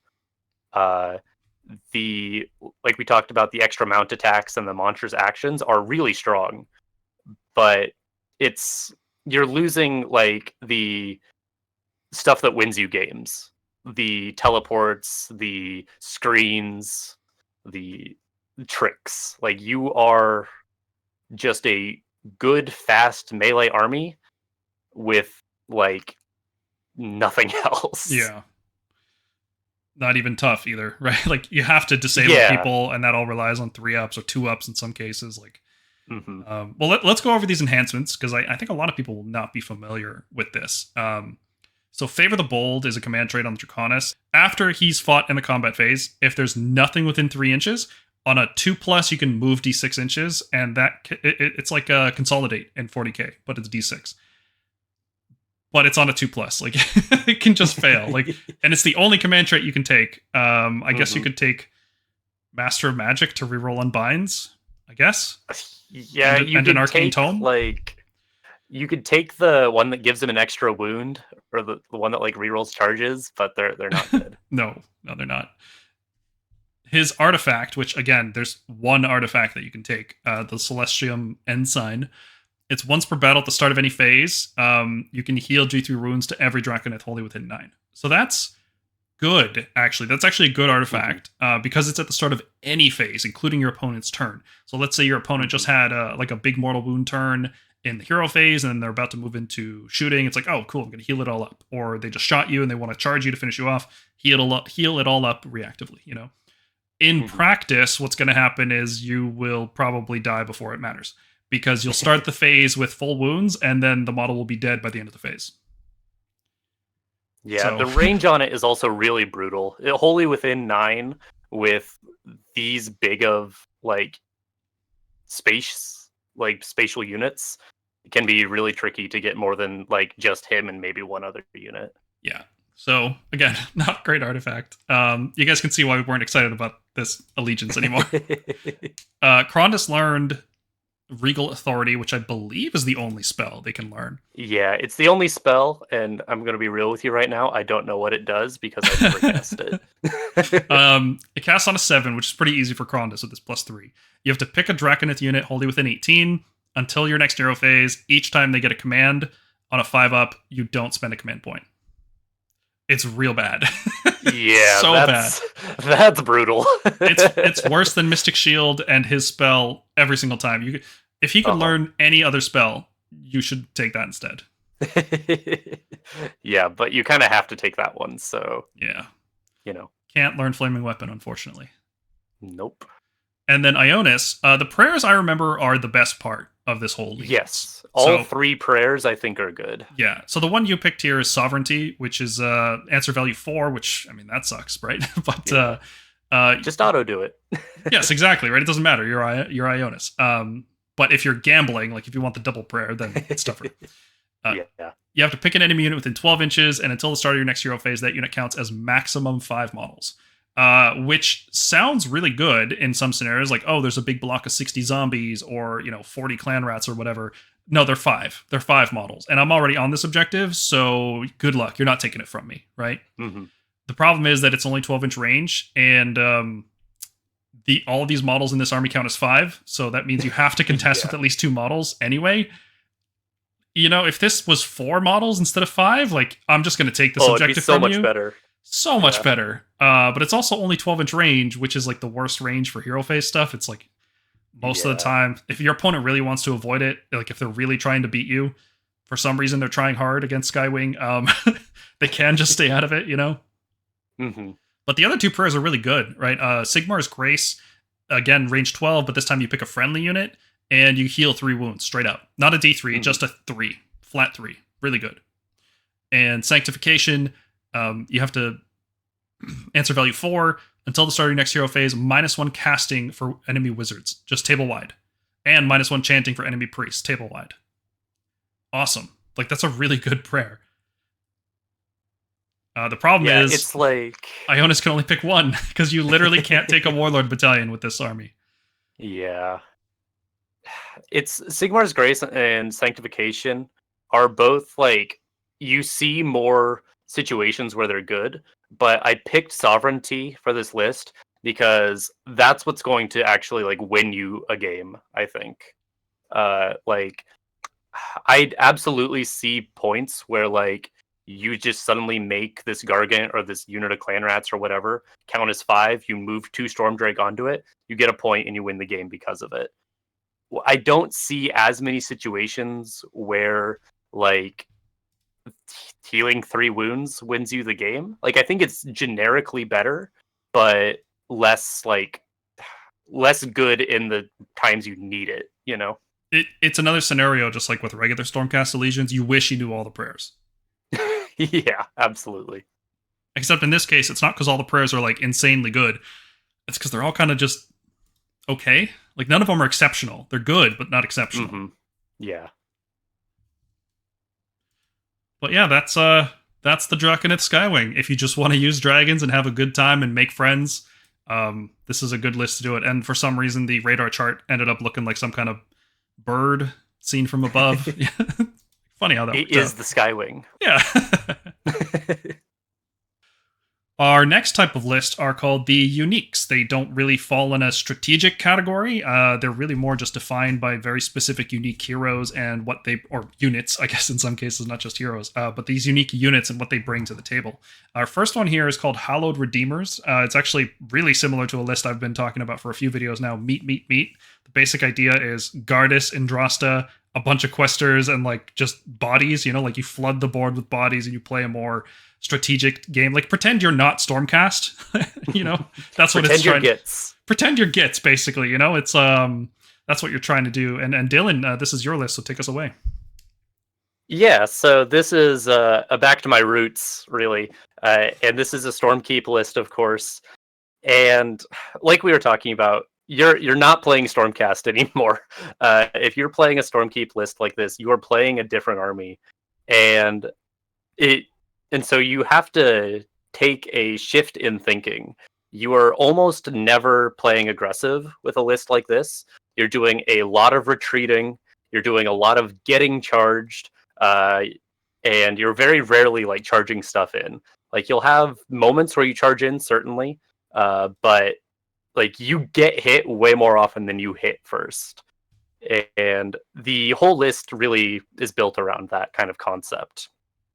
So let's start first with the elephant in the room in that it is Stormkeep, okay? So Stormkeep has objective secure on your Redeemers. On turns 1 and 2, it's only on objectives that are in your territory. Turns 3 onward, it's everywhere. And so turns 1 and 2, you're probably hanging back, trying to hold an objective and get your points. And then turn 3 onward is where you push forward and try and deny your opponent points. This list is a lot about denying your opponents. You need to stop your opponent from scoring primaries. You need to stop battle tactics if you at all can, because they're going to have their whole army most of the time. This list is not super killy. It can, you certainly can focus into things. 10 Vindictors when you get all the different buffs onto them, such as the Fight on Death and the Blaze of Glory pops and the Mortal Wounds on 6s, combined with some of the other chip, Andrasta Spear, maybe you have Quester Soulsworn coming in. It can get there if you really need something dead, but in general, you're playing like you don't kill things. Because if you think about the Vindictors, on a point, they will count as 30. They'll have a 5-up ward. They'll have a 3-up base armor save that often goes to 2-up because of either Mystic Shield or all-out defense or something. And that's just not something that a lot of armies can deal with. And so you literally just hold and push them out of your territory. Like I said, you'll do way more retreating with Stormkeep because you really want the Mortal Wounds when they charge you. That is a huge portion of your damage, despite what it might seem like. It might be like D3 Mortal Wounds, who cares? But when they're charging into 3 or even 4 groups of Redeemers, suddenly charging you gets to be very, very dangerous.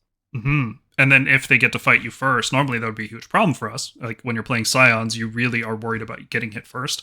But when you have the 4-up Fight on Death, it's like, okay, you're trading in a little way, at least as you die. Mm-hmm. Yeah, absolutely. I can't. This has happened numerous games. I want to say probably 5 games that 10 Vindictors have killed Kragnos because they're just not ready for the amount of chip Mortal Wounds that 10 Vindictors put out. It's like, you charge me, that's D3 Mortal Wounds. All right, you killed 5 of them. All right, they're fighting on death and doing Mortal Wounds on 6s. Oh, I also have Blaze of Glory. Here's some more Mortal Wounds. Now it's my turn to fight. Here's some more Mortal Wounds. Mm-hmm. Yeah, I like that you mentioned specifically retreating. That's definitely a big part of this kind of play style.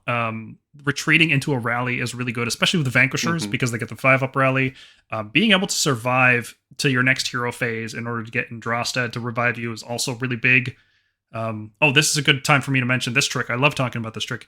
If so Quester Soulsworn teleport in the hero phase, and Andrasta revives in the hero phase. It's the same timing, so you can do these in whatever order you want. So you could, for example, teleport Quester Soulsworn into range of Andrasta, more than 9 inches from enemies. Use Andrasta's ability to revive a Quester immediately. Her revive doesn't say you have to be more than 9 from enemies when you revive, so you put that new Quester closer to the enemy, and now I think you've got like a 6-inch charge at that point. Which, sounds about right. Which is pretty sneaky. It's a very sneaky tactic. Now, you can only do the Quester Soulsworn teleport once per game, but if you have a Lord Relictor nearby, he can translocate units and they can do the same thing. Because everything... Yeah, Lord Relictor can move Andrasta and then do the heals, or the revives. I do that all the time. And yeah, you can do some very sneaky things with Andrasta. Yeah, and I think you kind of need to as well, because if you look at the radar chart, there's a 0 in range. This even our lists that don't bring dedicated ranged hammers, they'll still bring something like Dragon Breaths at least that'll count towards range damage, or Vexillors at least. This just has no range damage. I guess Gardas and Andrasta have like a really weak shooting attack, but I don't... Like, it's still a 0 in my mind. You're never ever relying on that damage. I killed a unit of raptors once with Andrasta's spear, and I've been riding that high for like my entire life. It was so good. But Andrasta... If only they had Cycle the Storm. The one time it matters. Yeah, it's not even remotely consistent shooting. I have, been in positions where I've lost games because Gardas couldn't do a single wound with his shooting attack. And so you really want to not put yourself in those positions. And like I said, your goal with this list is usually not to kill things. It's to rebuff and then just control objectives. You want to be in combat as little as possible, which is why you do so much retreating. You got to think okay, I can fight first on my turn, and my Vindictors might kill 2 of whatever you're fighting, but then they're going to swing back and kill 5 of my Vindictors. That's just not worth it. So I'm just going to retreat the Vindictors, hang out. They don't get a swing on me this turn because it's my turn, and you just get the point for another turn. It sounds like a cowardly and terrible playstyle, and I condemn it wholly. Oh, it's so good though. I love it. People go and bounce into the Vindictors and be like, what the hell just happened? Nothing died. I have some reservations about Stormkeep in general. There is some battle plans where it's really, really good, like Geomantic Pulse. It's starting round 3, it's good. But then you have battle plans like Every Step is Forward, where it's just good every single turn because the objectives are in your territory. It's great on some battle plans and just completely worthless on others. It's so polarizing. It's not the kind of list I would take. If you're going to a GT and you see a battle pack of all battle plans that are good for Stormkeep, it's yeah, okay, it's worth considering. Or maybe there's one battle plan that's bad for it, but it's maybe it's in round 1, so maybe you'll have an easier opponent in theory. Okay, Stormkeep's worth considering, but if you see a battle pack and all the battle plans are terrible for you, yeah, there's no reason to really put yourself at that kind of disadvantage, Because I think if you're not getting the objective secured thing, which for people who don't know, Redeemer units, which are the Liberators, Vindictors, and Vanquishers, they count as 3 models on objectives in your territory, and then starting in round 3 or more, they count as 3 everywhere. So if there aren't a lot of objectives round 1 and 2 that you can take advantage of that extra Redeemer count, it's really rough. And especially with Stormkeep, you're so slow, you can't get across the board with every single unit or just drop them into play. It can be really tough to contest enemy objectives too. So it's a serious limitation. So yeah, that's kind of why Questers are in this list, right? Questers are the answer to that problem. Questers are basically the inverse of Stormkeep. They count as more on objectives in your opponent's territory, and Questers have a once per game teleport. And so, a lot of the times, the kind of idea is that you play aggressively with your Questers so that they have to try and bully the Questers off of the points, while you kind of move up the board and get the rest of your Redeemers in position, get to that turn 3 buff. Yeah, Questers really plug us a crucial hole here. Being able to just once per game teleport, and that like fixes a problem of Stormkeep on the battle plans that it's bad on, but then it just makes them better on other battle plans too. So man, what a great addition to this army. Questers are so well designed. So good for Stormkeep. And they're so like subtle, right? Like the War Scroll doesn't it doesn't tell you at all how good the unit is. Oh, it's wonderful. One last thing I want to point out here before we move on is we talked about this swap here where you could take out 5 of these Vindictors. You can put in a Knight Zephyros with an Arcane Tome, obviously dropping the Mirror Shield on the Arcanum on Griftcharger. And then that would also allow you to pick up an Acolytes battalion because you've got this Knight and Cantor sitting here without a battalion at all. And then it would also give you 20 points needed to bring a Deus Arcanum. So that would give you more Unbinding, more teleporting. If you're having trouble with this playstyle, like scoring battle tactics, like because that's, I think, one of the problems here is that you've only got the one guaranteed teleport, which could make tactics a little bit more difficult. Some players may struggle with that. So consider using a Knight Zephyros. I do think the Vindictor version is better overall, though. Just having more meat is a really good thing. Yeah, and that goes back to the you're playing to deny your opponent points, because like you're gonna drop battle tactics, like almost certainly. Like battle tactics are not easy for this list, and that's one of the reasons why Andrasta gets to stay in the list is because she is a 12-inch flying mover that can get you like led into the Maelstrom and stuff. Because Andrasta here, I'm gonna go on a soapbox about Andrasta here for a second. So Andrasta is such a weird model because she does her hero phase revive thing, but you always have to think about like the points value of that. Like a Vindictor is like a 22 point model, right? So even if you're getting like the dream scenario where you're rezzing like both units of Vindictors, a Vanquisher, and maybe like a Soulsworn or something, you're still like nowhere near getting Andrasta's points back. So you really need her to be doing things in the game. And so the way that I always try and play her is I keep her castled up with Gardas and get like 1, maybe 2 rounds of resurrections off, depending on how priority goes. And then she needs to go do things. Like she is a lone operator with a bunch of like castle buffs like stapled onto her. So like you need to go send her to get Surround and Destroy. You need to send her to go take an objective that you can't otherwise get to, or go clear like this unit of 10 Ungors that's been bullying you all game or something.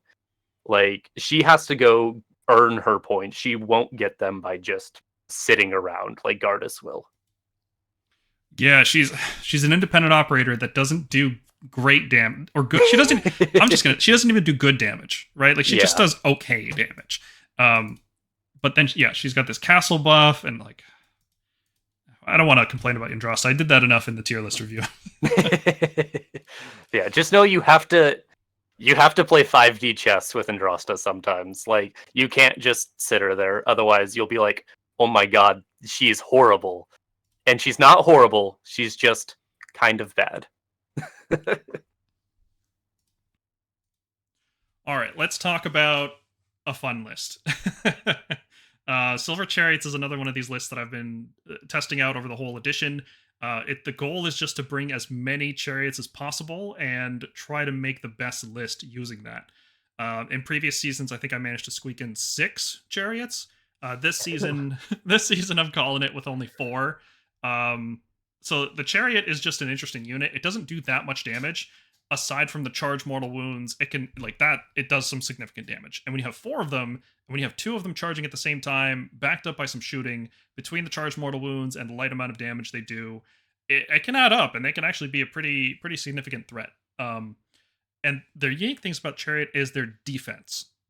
They are tough. 12 wounds on a 3-up save for 150 points it's not the best ratio in the book, but when it's attached to a 12-inch move body on a single base that doesn't lose any board space until it's fully wiped out, it's actually really good. And you give it a 5-up board with Gardas, and that starts to feel even tankier.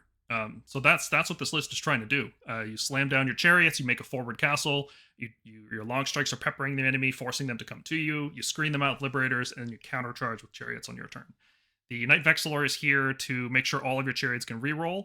You don't want to get into a situation where you burn your command to reroll one charge and then your next one fails, or you just want a higher charge just to get more charged mortal wounds. So that's what the Vexillor is here for. You can take either banner, the D3 mortal wounds, or the teleport. I can see value in both right now. Teleport might help with the mobility problems in this list. Like I gave it a 2 in mobility, for example, because I'm assuming you take the teleport banner with the Lord Arcanum on Griff Charger. If you take the Meteor banner, this definitely drops to a 1 in mobility. It's a very deliberate list. It's not going anywhere. Mm-hmm. Now, you could also drop the Knight Vexillor for a Lord Relictor or a Knight Incantor. They are the same points. But again, the point of this list is just to try to see the peak of Chariots, Gardas does have once per game reroll charges for everybody around him. I usually find that is like 1 or 2 charges only benefit from it, whereas the Vexillor is every turn charging all the time. So that's pretty good. For the Arcanum on Griff Charger, I went with Shaman of the Chilled Lands to give you some additional pressure with mortal wounds from Blizzard. Scintillating Trail to give you -1 to enemy unbinding, which helps with a battle tactic, like in case you're stuck in a situation where you have to be in unbinding range and all you can do is magical dominance. That -1 can come in handy. And I gave him Thundershock to try to make enemies even weaker, so that when you charge them with the Chariots, they can survive even further and just keep tar pitting people, giving your Tempesters and Long Strikes more time. Very straightforward list. It's lacking a traditional melee hammer. You'll notice there's only shooting units and Chariots, but it's fun. Chariots are a fun unit, and your opponent will think they're a much bigger threat than they actually are, and he will overcommit damage. Or if he doesn't overcommit damage, then it turns out they're really durable with that 5-up board and 3-up save. So super fun. Mm-hmm. Just remember, Chariots can't issue commands to themselves, so make sure there's a hero nearby to do it. Luckily, you'll have Gardas nearby, so it won't be the Gardas, end of the world. the General is 18, Vexillor is a totem, so he's issuing from 18. So yeah. Yep. Also, I really miss the battle mage so much. The old wild form on this. Yeah. List Well, the charge mortals don't scale with wild form, but yeah. I know, but like 12-inch move and then 2d6 plus 2 was. Yeah. Wonderful. Even just like translocating a chariot for a 7-inch charge, that felt really good. Yeah. Anyway, Silver Chariots, it's here. We just saw the War Scroll for 4th edition Chariots look interesting. we'll save it for another podcast, but yeah, we'll see. Scaly Skin. This is an interesting list that I've kind of just been. It started with an idea of what if we had 4 Storm Drakes with a Lord Castellan, the typical loadout. But instead of going Gardas for the 5-up board, what if we just went all in on armor and went Astral Templars? That way they can't be roared. There's a bunch of monsters in the meta right now that are trying to roar. Like, this is how you usually kill stuff in this game, is you roar it and then you focus fire, right? What if you can't be roared? Then you just have these Storm Drakes that are a 1+ save all the time. And a 4-up Spell Ignore on 36 wounds makes them not immune to Blizzard, but like, Blizzard is a very risky prospect, and even when it does go off, trying to cut through 36 wounds with a Blizzard is a lot. It's a big ask. There's no other significant mortal wound sources right now in the game. Like, a lot of the stuff that did heavy mortal wounds is not very good. Cruel Boys you can easily outrange with the Storm Drakes, and you can just drop them into play where you need them, or translocate with Ionus here.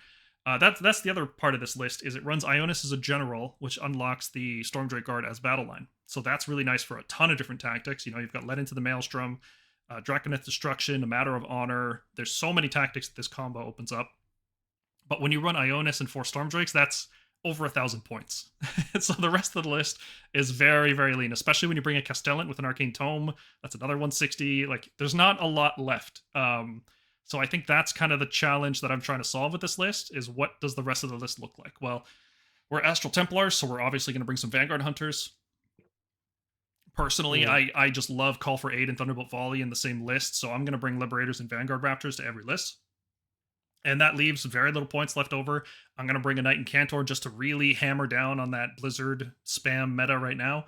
And Questor Soulsworn as this alternate objective-taking, teleporting, like high wound, good damage for their cost. Like, just overall an efficient unit to help offset just how inefficient Storm Drake Guard are. So you can see, even though we've brought 1,000 points of big dragons here, we've still hit 109 wounds in this list because we brought the Questor Soulsworn. They're so efficient at that. It's a very fast list. Not a lot of Stormcast armies can just go 12 inches with a very powerful melee force. Like, a durable melee force, especially between Ionus giving things -1 attack, Stormdrakes being on a 1+ save, sometimes a 0+ if you get Mystic Shield on them too. Questers and hunters can teleport around. Like, there's not a lot of units here, but every single one of them is very good.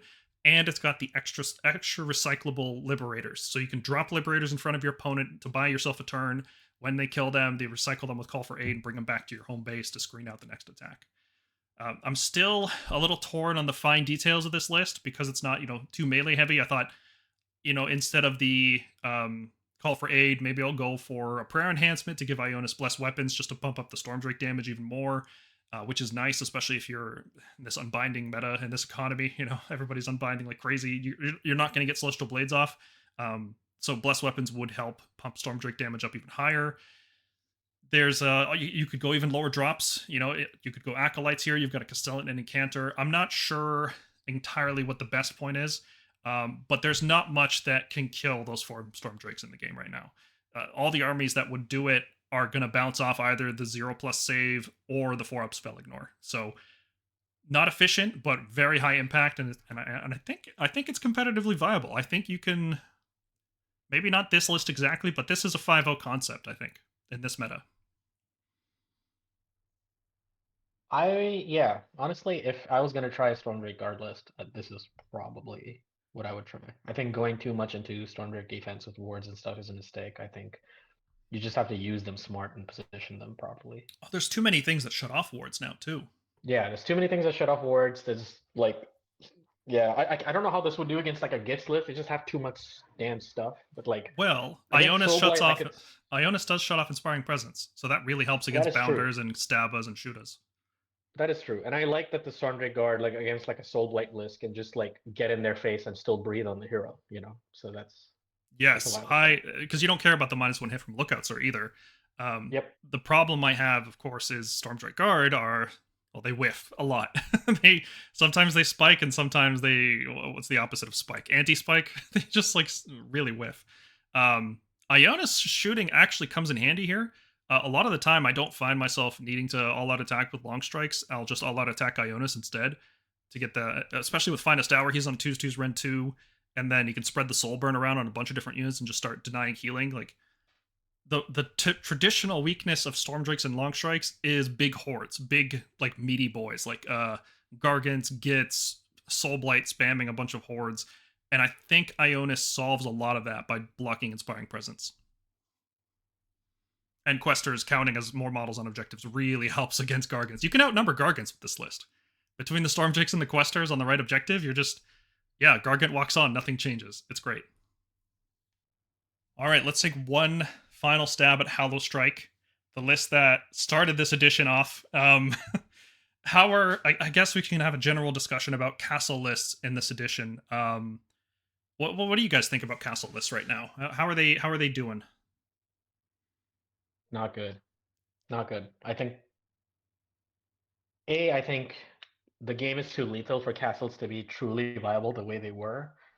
B, the idea was we were playing battle tactics as a very secondary plan, but our primary plan was always a riposte. And I think that's gotten significantly weaker because battle tactics needs to be at the forefront of our mind. We can't stay in these castles because we need to keep thinking about things like surround and destroy, secure the battlefield, intimidate the invaders. So it means you get maybe 1 turn in your castle as you get to do magical dominance.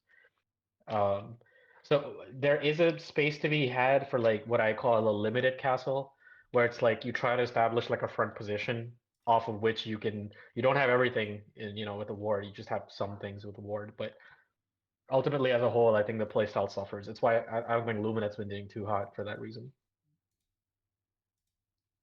Yeah, Stormcast I think have the best castle conceptually in the game because we have the mobility that other armies just lack. Like Cruel Boys, their Achilles heel when they run a castle is that they're what's what I'm looking for? Predictable. Everything they do is completely predictable. There's no randomness. There's no teleporting.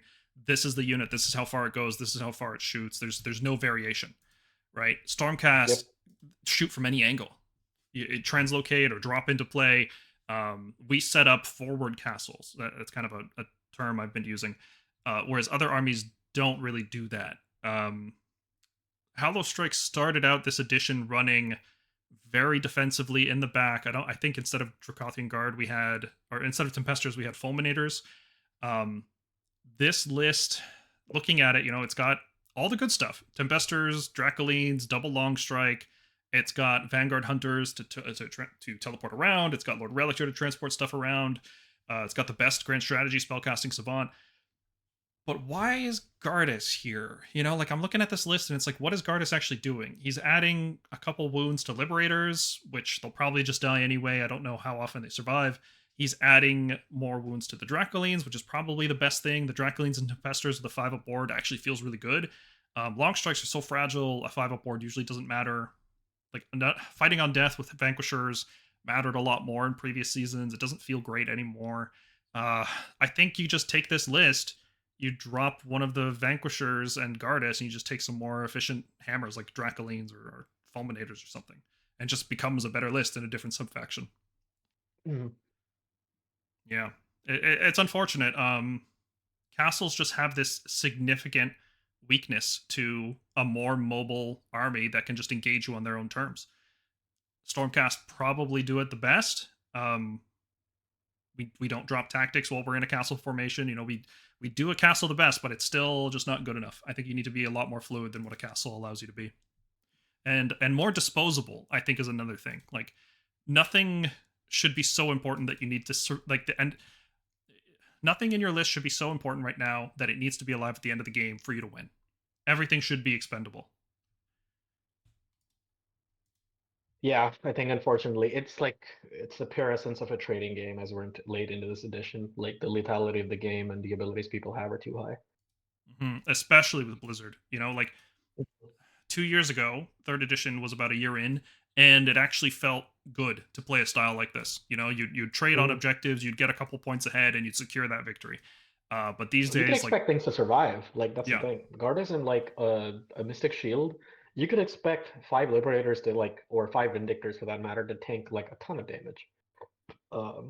That's not the case anymore. Yeah, there's definitely been a lot of power creep. All the top armies are doing really good damage or really messing with movement. Like, Khorne would just pull this apart. I guess you could take a Knight Relictor here. Bloodbind would absolutely. Yeah, you could bring a Knight Relictor to get a 4-up ignore on that, but then your translocation gets worse. Yep. There's options, but they're not great. Overall, I'm not terribly excited about Hallowstrike this season. Okay, let's talk about Catboat. For some reason, it's a favorite on the Discord server. I don't know why people like it so much. Maybe it's just the name. It's great. But the Catboat is 6 Evocators on Dracolines, riding Louchon, and then usually dying, right? Because they're so fragile at a 4-up save. But what this list tries to do is it uses the Domatan Storm Coven to cast Aethershock on the Dracolines, which gives them fight first, even during your opponent's turn. So anything your opponent charges into the Dracolines, you just immediately kill, because they do so much damage that nothing really survives melee combat with them.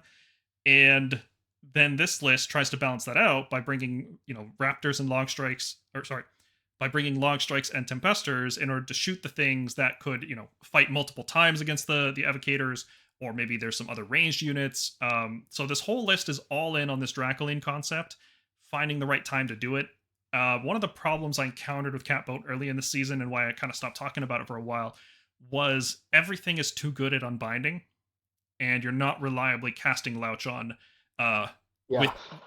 within range to put the Dracolines on it and for them to still be a threat. That, but I think I found a solution to that with the Lord Arcanum. He's the one that's going to be casting Louchon, because he gets plus 6-inch range when the spell moves, which means you can keep the Lord Arcanum out of unbinding range of your opponent and cast Louchon in the back, and then give it that extra 6-inch move it needs. And that extra 6 inches is enough to clear the board, I think. Casting it out of unbinding range is very, very key for this list. It's also got Antarian Acolytes to make Aethershock as reliable as possible. It's got Master of Magic to make Louchon as reliable as possible. It's also got a Knight Arcanum in here, which I hate it. I hate that I have to use the Arcanum. I wish I had 15 points to bring an Incantor instead. But all the Arcanum is going to be doing is casting Levitate on the Dracolines to make sure that they can't just get walled by a screen. They can jump over whatever they need to, because all you need is one model to get within 3 inches of an enemy, and then all 6 of the Dracolines start blasting stuff with lightning. So the Levitate here is a little bit of secret Paul spice for you guys. But that's the list. It does what it does. It says on the tin. It doesn't do anything else. Mobility is not great. It doesn't have translocate. It doesn't have Vanguard Hunters. It's got a Zephyros to teleport, and that's it. So it might struggle with some battle tactics. All right, getting into the Shootcast. My current favorite type of list. If I'm not playing Cometfall, I'm playing Shootcast. I feel like our melee options aren't keeping up in terms of efficiency and how fragile they are, and the fact that Blizzard just kills everything that gets into melee. I feel like pivoting into shooting is the right choice right now. So let's run through a couple concepts for what a mass shooting Stormcast list would look like without sacrificing too much in terms of tactics, without having to castle too much. This first one here is an old concept brought up to modern times, which is 9L, the 9 long strikes in one list. This one gets extra spicy with the 2 Lord Relictors. One of them can translocate the other one into range so it can chant Divine Light, and when needed, it can also Luckstone in to guarantee Let Into the Maelstrom goes off. It can guarantee a crucial save roll. You know, there's nothing that can take Arcane Tome in this list, so, you know, the extra Luckstone could come in handy. Again, I'm running a Warlord Battalion for Thunderbolt Volley and Call for Aid. I feel like the extra 5 Liberators make a big difference here. It buys you an extra turn of shooting in a lot of cases. And then you've got Tempesters and Dracolines that can pounce in on melee to finish off whatever you've softened up with 9 long strikes. You could also consider reinforcing one of the long strike units. You know, you need 3 in order to use Thunderbolt Volley, but the other 6 could be a single squad. That way, if you need to all-out attack them, they all get it. But I like having them split into different squads, and the Aether Wings kind of just dictating where the shooting is going to go. You know, translocate the Aether Wings wherever you need them, or just drop them into play from Scions and unleash hell, so to speak. I've also taken an interesting combination of Eater of Magic command trait on the Knight Incantor, who's going to be scoring Spellcasting Savant, hopefully. And he's got the Deus Arcanum, so he can potentially get up to 3 unbinds if you have the Locust Focus for the turn. He just sits in the back casting Lightning Blast the whole time. There's nothing else to buff. Like, nothing's going to be in range of Mystic Shield. You just want to ping D3 Mortal Wounds and start unbinding stuff every turn. And that's the list. 9 long strikes in one list, and I think it actually works. It's really not bad at all. Like, if you consider 200 points of melee damage in this game for Stormcast versus 200 points of shooting, about 200, let's say, the melee does the job, and it usually does more damage, but then it dies, and it doesn't get any value the following turns. But shooting just sticks around and does damage every single turn. So it's like, compared to, you know, 3 Grand Hammers, you have to bring a Lord Imperatant. You probably want to bring another squad of Grand Hammers. Yeah, those Grand Hammers are going to do max 30 plus Charge Mortals, which is a lot more than 3 Long Strikes are going to do. But then those Grand Hammers die, and then you're left with nothing. So the idea here is you finish stuff off with Tempesters and Dracolines after softening it up with Long Strikes. I wish this had the points. I wish it had the points for a Horror Gas. That's the last thing I'm going to say. Yeah, that's the only thing I want to say. It's like, I feel like shooting lists, you need Horror Gas. It can, if you drop both Lord Relictors down to Knights, or you drop one down, like drop to 1 Knight Relictor and drop the Deus Arcanum, and then you could bring a Horrorghast. Like, you could bring some other hero, probably, like maybe a Knight Arcanum would probably work with the points. I feel like I would do that. Like, I would do that because, like, I haven't had too many problems with the Knight Relictor, especially since, like, I tend to play with terrain rules, so I give myself a mystical if I can.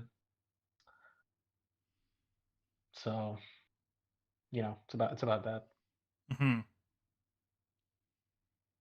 Well, what I like about this list is it doesn't get blizzarded off the table like a lot of other stuff that people are doing. Like the biggest blizzard target is probably like the Tempesters, Yeah, but they're dropping in more than 12 inches from any wizard that can cast Blizzard, or they're dropping in within 12 and shooting that wizard off the table. So there's really no risk. Yeah, I think shooting is still just abusable, and we're not like KO, who's kind of hit a lot, or even Blitzbarb Archers, like, and all that. So I feel like there is a lot of play into abusing Tempesters and Long Strikes. But yeah, I agree with what y'all were saying. The Horrorgrass would just be like the cherry on top, like, just to make everything just start running, at least until 4th. Yeah. Now, I actually had a version of this with the Charybdis in it, but after the announcement that they're squatting a bunch of stuff and nothing is safe, I kind of don't want to tell people to go out and buy a Charybdis, you know? So, yeah, like, I'm not, yeah, like, I don't want to touch any allies because, like, I don't want to we don't even know how allies might work or if they do even work next edition. So I'm just like, yeah, I'm just gonna wait. Yeah, who knows if we even have allies, right? Yeah. My next shootcast list here is built around a single concept of taking 6 Tempesters, buffing them with a Lord Castellant, with Knight and Cantor giving them Celestial Blades, Castellant giving them Mystic Shield and Warding Lantern. So they're now on a 1+ save. Translocating them up into the enemy's face and just saying, okay, good luck. Can you kill them? Can you kill 36 wounds on a 1+, backed by a Dispel Scroll and 6 long strikes that are shooting at your key hammers?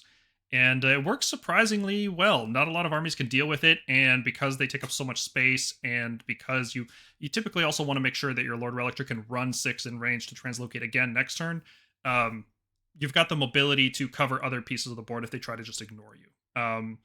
The only times I've struggled with this list is when I've made a mistake in piloting it. Either my Tempesters just got too far away and I couldn't translocate them anymore, or I just threw away some long strikes for free, or I didn't position my Liberators ahead of time in order to call for aid them and prevent a double turn of melee attacks against my Tempesters. This list feels really, really good. I think this is probably the best version of it too. I've tried a lot of different things, whether you want to run 6 Raptors or you want to run 3 and then Questers. I think more Raptors is just better. Like, killing stuff just matters a lot more in this game than having more bodies right now, especially when you're killing stuff from 30 inches away and your opponent can't really respond to it, because as soon as they do, the Tempesters just blow them up with so many shots. This list feels really good. If there was another GT coming that I wanted to play in, then I would definitely take this to it. Unfortunately, there's just, with the new edition coming and couple other things happening for me in my personal life, I just don't have time right now. But if I was going to a GT, this is what I would take. What do you guys think about Golden Tempest in this season with the 6 Tempesters teleporting up?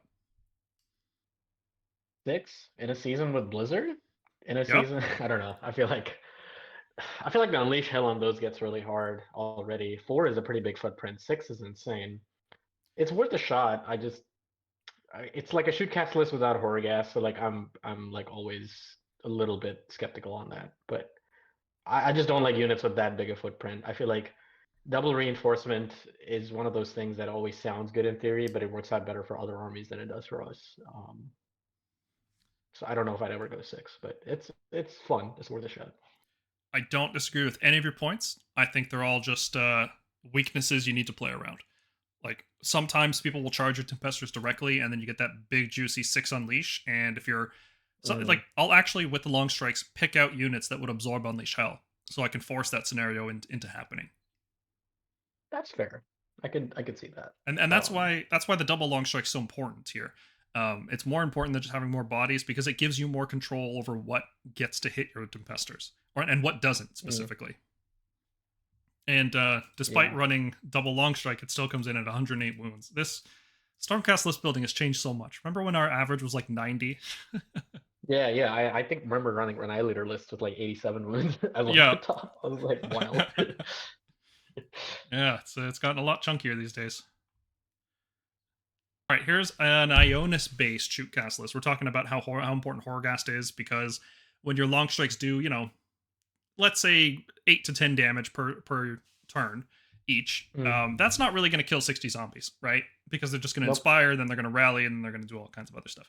But if you have the Charybdis to block Inspiring Presence, or Ionus Cryptborn to block Inspiring Presence, or Horrorghast, suddenly that 18 damage or whatever those long strikes do, that ends up just wiping the unit out, because they die. The rest of them just died of battle shock.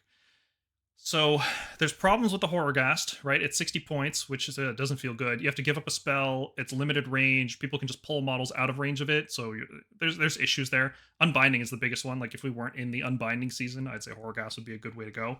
I'm going to try it with Ionus Cryptborn here. He just does it passively by himself. That obviously gives you a lot of problems with mobility. When you're bringing 6 long strikes in Ionus, you don't have a lot of points left over for anything, really. It's just such a big core. Like, you'll bring the 4 block of Tempesters, you'll bring your 2 Liberators or whatever. You don't really end up with a melee hammer in this list. Ionus doesn't do enough melee damage, so I've swapped out one of the battle lines here for Fulminators, and brought the typical Incantor Zephyros that you would expect to help with mobility, to help with battle tactics. And then I've also got these 5 Vigilors in here because I had 160 points left over. There was nothing else I really wanted. You know, you could do 5 Liberators, swap the Fulminators for Dracolines, and then bring a Horrorghast, but with Ionus here, you don't really need the Horrorghast, right? Maybe Geminids could help, but I figured since this list isn't running Aether Wings, the Vigilors kind of fit that role, you know, but they also buff the Tempesters, they also buff the Fulminators, they also buff Ionus, and they can also hold an objective while doing all of that. So I think the Vigilors can see play in exactly this kind of list where you're trying to just, you know, delete one target at a time. Yeah, like a little placement for Aether Wings, but for like everyone, and it's like a good, 10 wounds, acts as a screen too. Yeah, I like that. Yeah, it's got some issues. It's not the tactics are a problem. It's got the guaranteed translocate. It's got the Zephyros. Like it's doing fine for mobility. Editor's note: it should be a 3 on mobility, not a 4. 4 is a bit high. Yeah, it just doesn't have a lot of melee damage in it. Yeah, it's a lack of melee damage. The 2 Fulminators and Ionus have to do a lot of work. This kind of list, because you're so limited in what you can bring, because you bring this expensive Ionus piece, like everything really matters here. Like nothing is really expendable. You can't just throw away a unit. And as we were saying earlier, like everything kind of has to be disposable this season. It either has to be so tough that your opponent can't kill it, or completely disposable and you don't care what happens to it. Anything in between just is not a good idea right now. I think this list concept actually works better if you just bring a Charybdis, a Lord Relictor, and, 5 Liberators instead. That way you can make a bunch of swaps, you can bring better units instead of having to bring Vigilors and Fulminators. But I don't want to recommend anybody buy a Charybdis right now. It doesn't seem like that kid is going to stick around. It doesn't have a future. Yeah. It doesn't have a future in this game. Like, you will buy it, and, like, you'll probably try to sell it to someone who's playing Old World, like, 2 years from now. Yeah. It's a cool looking model. It really should have been rolled in with the Idoneth years ago. They should have just merged that into the aesthetic of it. Honestly, I am, after this latest announcement, I am very nervous for any model that's part of the Old World and part of Age of Sigmar. I'll put it that way. Yeah. Hey, speaking of units you shouldn't buy because they're probably going to get removed from the game in a little over a year, here's an updated version of the Great Hunt, which is my Taurolon list with just tons of shooting, and it's featuring, you'll see at the bottom there, 3 gyrocopters. Obviously, I made this list before the recent announcement. I 100% do not buy this list, guys. If proxy it, find some other way to do it, but all this list is trying to do is kill you with shooting. There is no melee hammer here. It is all shooting. 6 Tempesters, 6 Raptors, 3 Gyrocopters, and a Taurolon to give all of them +1 hit. Even during your opponent's turn. So when you're unleashing hell, you can have another +1 hit there to counteract the -1. Is this list any good? I don't know. I honestly don't know. What does the Taurolon do this season? Well, it's a lot of points for not a lot of casting and no bonuses to casting, which is very unfortunate. But it is a fast flying monster, which can roar, which can stomp, which can thundershock and give everything -1 to wound. It can take a mirror shield, so it can be basically immune to shooting. It seems like a lot of utility, but the point cost just doesn't seem right. There are some things I like about this list. Obviously, the 6 Tempesters and the 6 Raptors, that feels good. The Night Judicator with the Hounds, it feels good. Gyrocopters honestly feel good too. Like, I started thinking maybe I should try that grand strategy where you have to keep 2 of these things alive. No, that's just not going to happen. I don't want to hide these things in a corner. I would much rather score any other grand strategy. So, can we play with no melee hammer? I know. The other Shootcast lists are running pretty low on melee, but this one legitimately just doesn't have a melee hammer. What do you think about that idea, Mergonk? I mean, I thought you took an edible before you built this list. But, like, no Vigilors, like a bunch of min stuff. I guess Toleron's nice, but rip, again, another beautiful kit gone. Honestly, the most surprising thing is that your grand strategy isn't just stick a City Sigmar unit in the corner. Well, yeah, I want to use the Gyrocopters. I don't want to hide them. But other than that, I mean, it looks wild. I do hate how, like, everything has to be, like, around the Tolerance. So it acts like a pseudo castle, so it sort of limits, like, where you can go, and your opponent can use that to their advantage. But I mean, it's incredibly funny. It's basically Great Hunt, like, instead of using multiple Night Adjudicators, we've pivoted to Min Squad, Tempesters, and Gyrocopters. So Yeah, well, there's a couple of reasons for that. We're talking about how Blizzard just nukes everything, and I hate having 4 Tempesters hit by Blizzard. But I reinforce them because, big Unleash, big all-out attack, big Mystic Shield, big defense plays. But if you're just dropping 2 Tempesters, like, okay, that's not so bad. Like, that dies to a Blizzard, you're not too upset about it, This is kind of taking the concepts we've been talking about of everything being expendable, everything kind of not being vulnerable to Blizzard, and just taking it to its natural conclusion. And I think ultimately it's not ideal. it's those are good concepts, like those are good ideas, but I think this list is proof that they're not the only thing that matters. Right? We still need to be more well-rounded. We can't just go all in on a concept like other armies can. We have to play combined arms. Regarding the Toralon, it's a lot easier to use than you think because his ability is a pulse. It's not an aura. You can just move away from the Toralon after he does his normal move. So what you can typically do is start your turn with everything pretty close together, such that when the Toralon finishes a move, he buffs everything with +1 hit. Then you send off units on their own, and they can do their own thing. The Longstrike Raptors are pretty easy to keep in there. Gyrocopters are pretty easy because they're so fast. Night Judicator, same thing. And then the second turn, you set up your Tempesters in such a way that when the Toralon finishes their next move, he buffs all of them. And hopefully the Gyrocopters as well. So it's not as limiting as you think. The goal shouldn't be to get +1 hit on everything. Like, if you can, that's nice. But it's not the goal. The goal is just to spread it around as much as possible. But 92 wounds, that is a classic Stormcast list right there. that's wild. All right, let's talk about the second best way to play Stormcast right now, the Annihilate Grande style, where you drop Grand Hammers in 7 inches away from your opponent, charge in, kill them. Everything's fragile, nothing stays alive, but it's a game about trading, and this list does it well. You've been playing this concept for years now at this point. So run us through your latest version of it, because I see a very spicy looking ally in there. Yeah. So okay, the gist is I've explained this list multiple times across different Lords of the Storm episode, and the gist is Lookout Sir has completely sort of screwed over how this list plays, because we want it to be extremely like pinpoint damage, nuking key targets, dropping ODST, annihilators on them, and then taking out sort of just like surgically taking the army apart. Can't do that anymore. Can't shoot heroes, except Severeth can, because he moves 24. He has a 12-inch bow, shoots on 2s like automatically, so all out attack, he can take out any hero he wants. The other thing this list lacked was a way to deal with incredibly obnoxious terrain pieces. So I mean stuff like Gits, Beast of Chaos, rest in peace. They have this really cool Rend and Priest thing. Khorne's prayer reroll. And Severeth, the cool thing about Severeth is with the 24-inch move, shoot, 12-inch move, he's also doing D3 mortal wounds when he passes over stuff. So it adds up against heroes, against anything. He can also he's like a pseudo prosecutor when you need him to be. You can put Mystic Shield on him, you can Finest Hour him, you can charge him into something that you're expecting an Unleash Hell for the Annihilators. He absorbs it on a 3-up, gives him a mortal wound and a -1 to hit additionally. So it's he has a ward, so he's unlikely to die with like a bunch of like defensive buffs on him, and he gets to smash any terrain to pieces.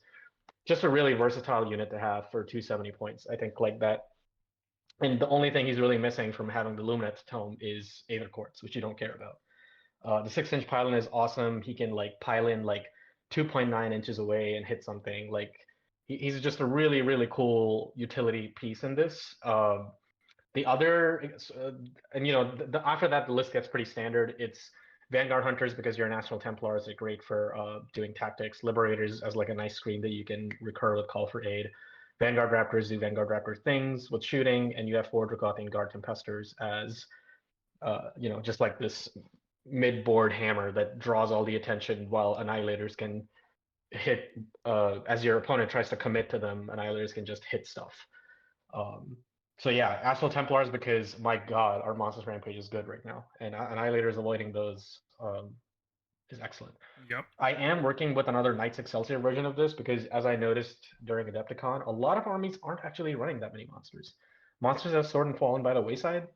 Hordes are coming back, especially with Flesh Eater Courts. People are trying out 9 Horrors, 9 Flayers, 20, 40 Ghouls, or whatever. So Knights Excelsior might make a comeback, actually. And in that list, what I tend to do is I take out the Vanguard Hunter unit, Annihilators become Battle Line, and I bring in another Vanguard Raptor, and I bring in Horrorghast, actually. Horrorghast is making a comeback. So I take out, I think a Vanguard Hunter and the Dracothian Guard Tempesters. I replace them with Evocators on Dracolines instead. Oh, I don't know if I would drop the Tempesters. I feel like Dracolin's destruction is just really important, especially because neither Hunters nor Annihilators are very good at scoring lead into the Maelstrom. So I feel like missing out on that tactic is a pretty big deal. Maybe instead of Evocators, you can go Fulminators on that one. But... Yeah, that could work. Some like relatively fast melee hammer, so you don't have to commit Annihilators or rely on their 7-inch charge in order to have a melee hammer. Yeah, I could see that. I could see Fulminators, drop the Tempesters, take Fulminators, drop a unit of Vanguard Hunters, and take Horrorghast. And that way, you have 2 Vanguard, Long Strikes shooting, you have Severus shooting. You can do a lot of damage if they can't Inspiring Presence. Let me ask you some questions about your particular choices here. You picked Azerite Halo as your spell on the Incanter. Normally, you would put that on Aether Wings or a Chariot, and you would throw it into the enemy and force them to take a bunch of mortal wounds from attacking you. Because save rolls happen before wound allocation, so if they attack you with 100 attacks, even if you only have 6 wounds on Aether Wings, you still save 100 attacks, Right. So in this list, you don't really have anything like that. I thought maybe Severith, but I'm pretty sure it's a Stormcast required for Azerite Halo. It's Stormcast. I mean, it was just me trying a bit of fun. Normally, I would just take Lightning Blast because that's the best thing to have here. But normally, in this sense, I'm going for Mystic Shield and probably Hoarfrost if I can. Okay. But Azerite Halo is more I plan on supporting my Tempesters once I drop them down. I plan on keeping the Incanter close to him, 12 inches behind, and so I can if I Azerite Halo them, those Tempesters will do a lot of damage before they go down. And I tried this against some grindy melee lists and it worked out for me. But you can honestly switch out. It doesn't matter. Just switch it out for Lightning Blast, because I feel as far as Mortal Wound goes and shooting goes, I felt like I had a lot of it because I have Vanguard Raptors, I have Tempesters, I have Severith who's basically doing 2 to 3 mortal wounds as he moves. So. Let me ask you about Wizard Finders. I think Annihilators and Questers are the best units for Wizard Finders, obviously. Have you had a lot of success with it? Do you think it's a worthwhile battalion to run? Yes. I mean, no. If my recent experiences or anything to go by, the heroes that we're seeing most of that are wizards,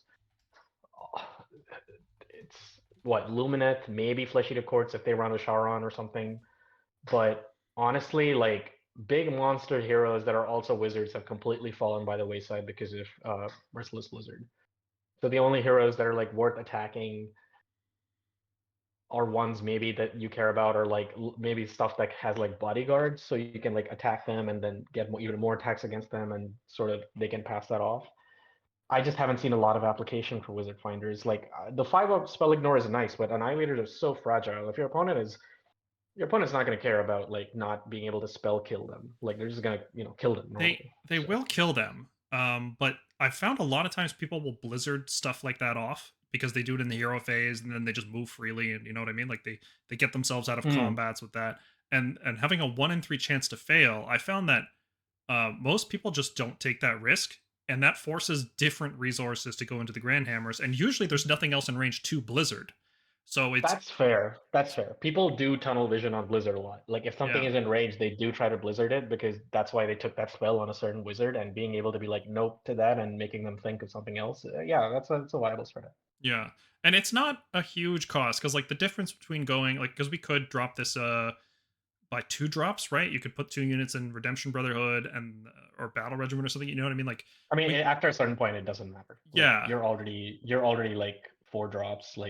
Most people right now are going for either 2 or 4.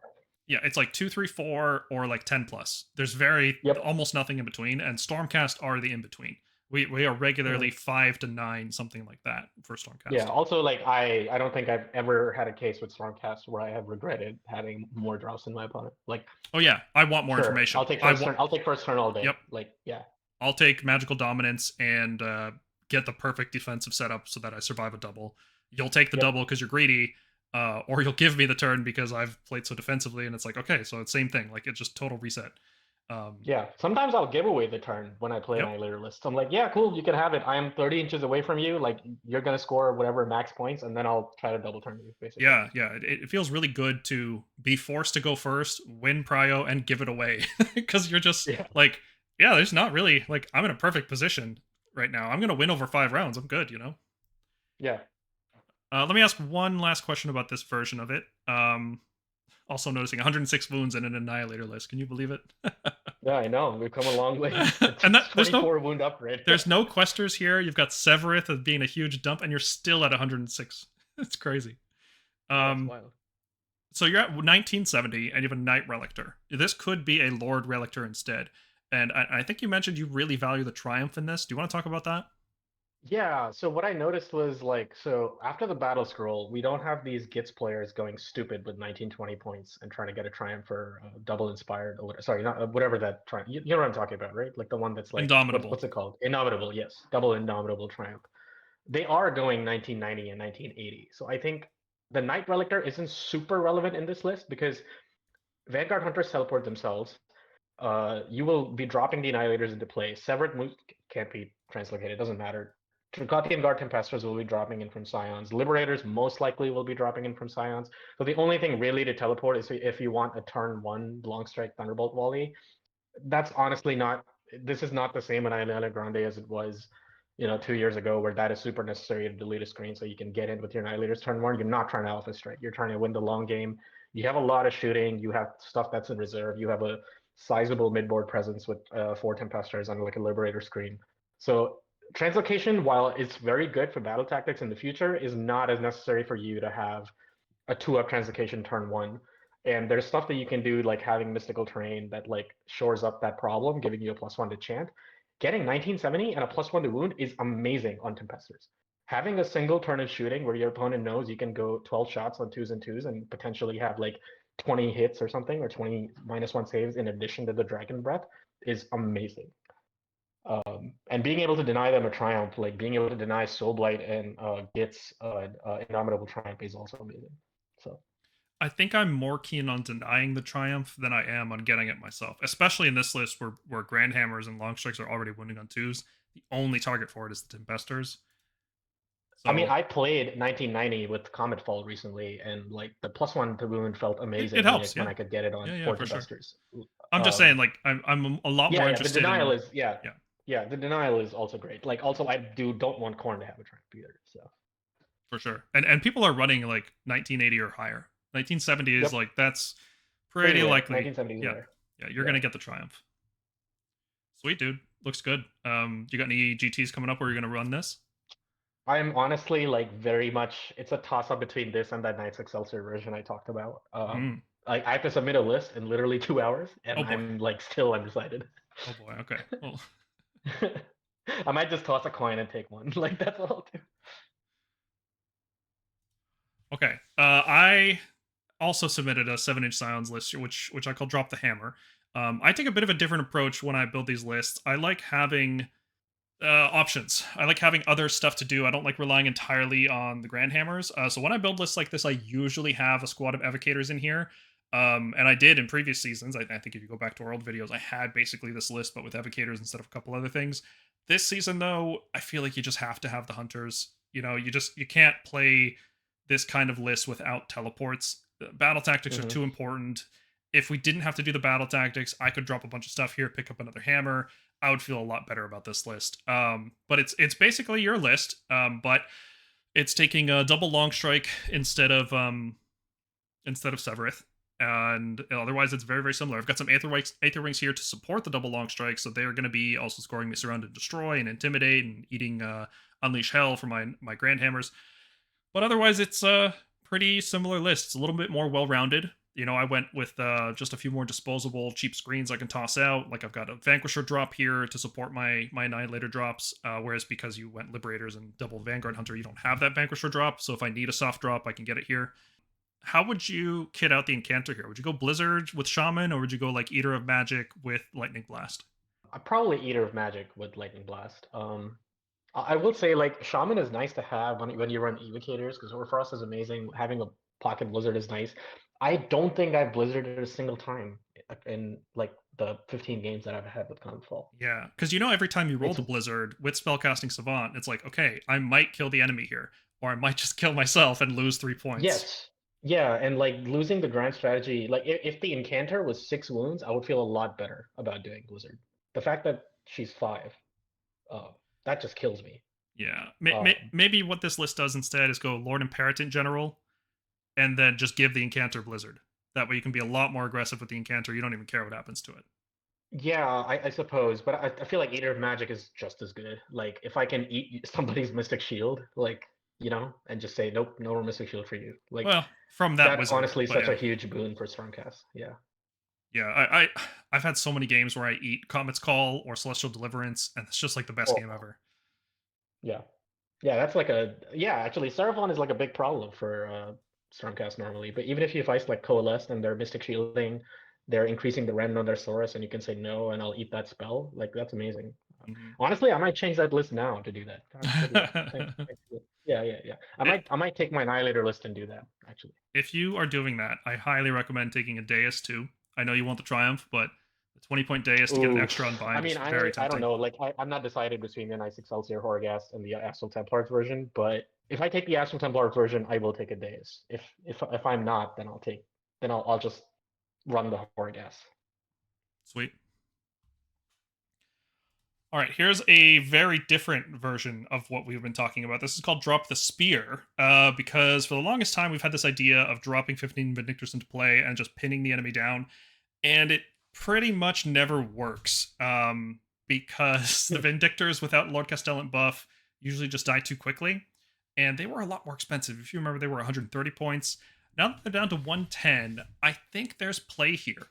You drop in the Vindictors, you hopefully make the 7-inch charge, pin a whole bunch of stuff down, backed by a 5-up ward, fighting on death, with Wizard Finders to get a 5-up Spell Ignore in addition to the 5-up ward. You've still got a Vanquisher drop if you need a soft drop. You've got a Grand Hammers here for a hard drop. It's still running the Tempesters. Like, it's got a lot of the stuff that we're talking about, but it pivots into this like really durable pinning unit instead of a second Grand Hammer. And I think it's worth exploring. What do you think about this concept here?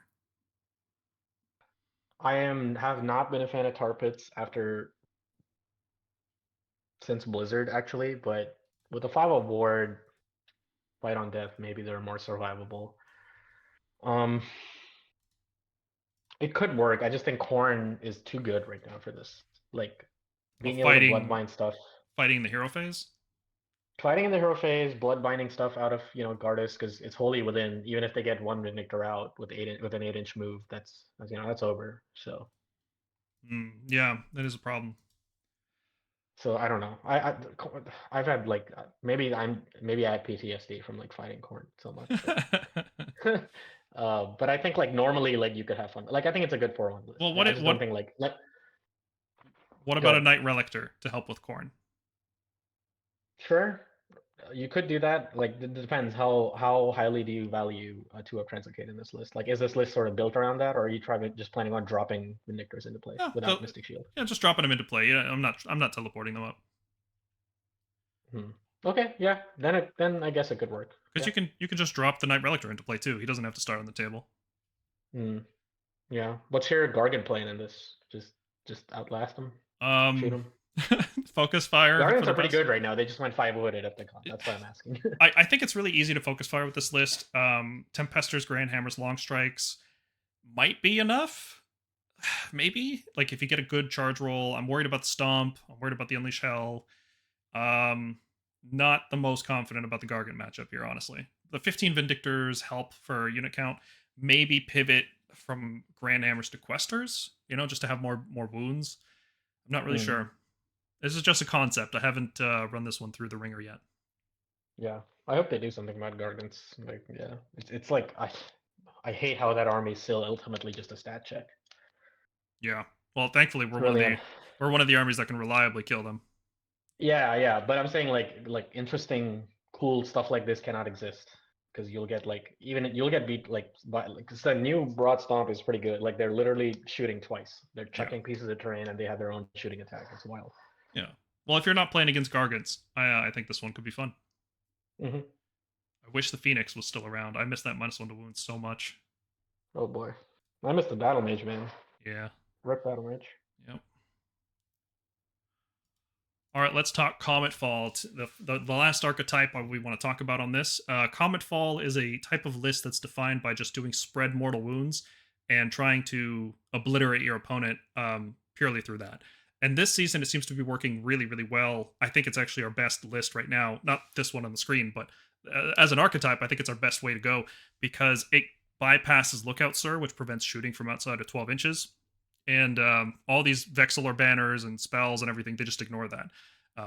So it's doing really well because everybody's bringing small heroes, which are like the best thing to hit with these kind of mortal wounds, and we're bypassing the protection that they have.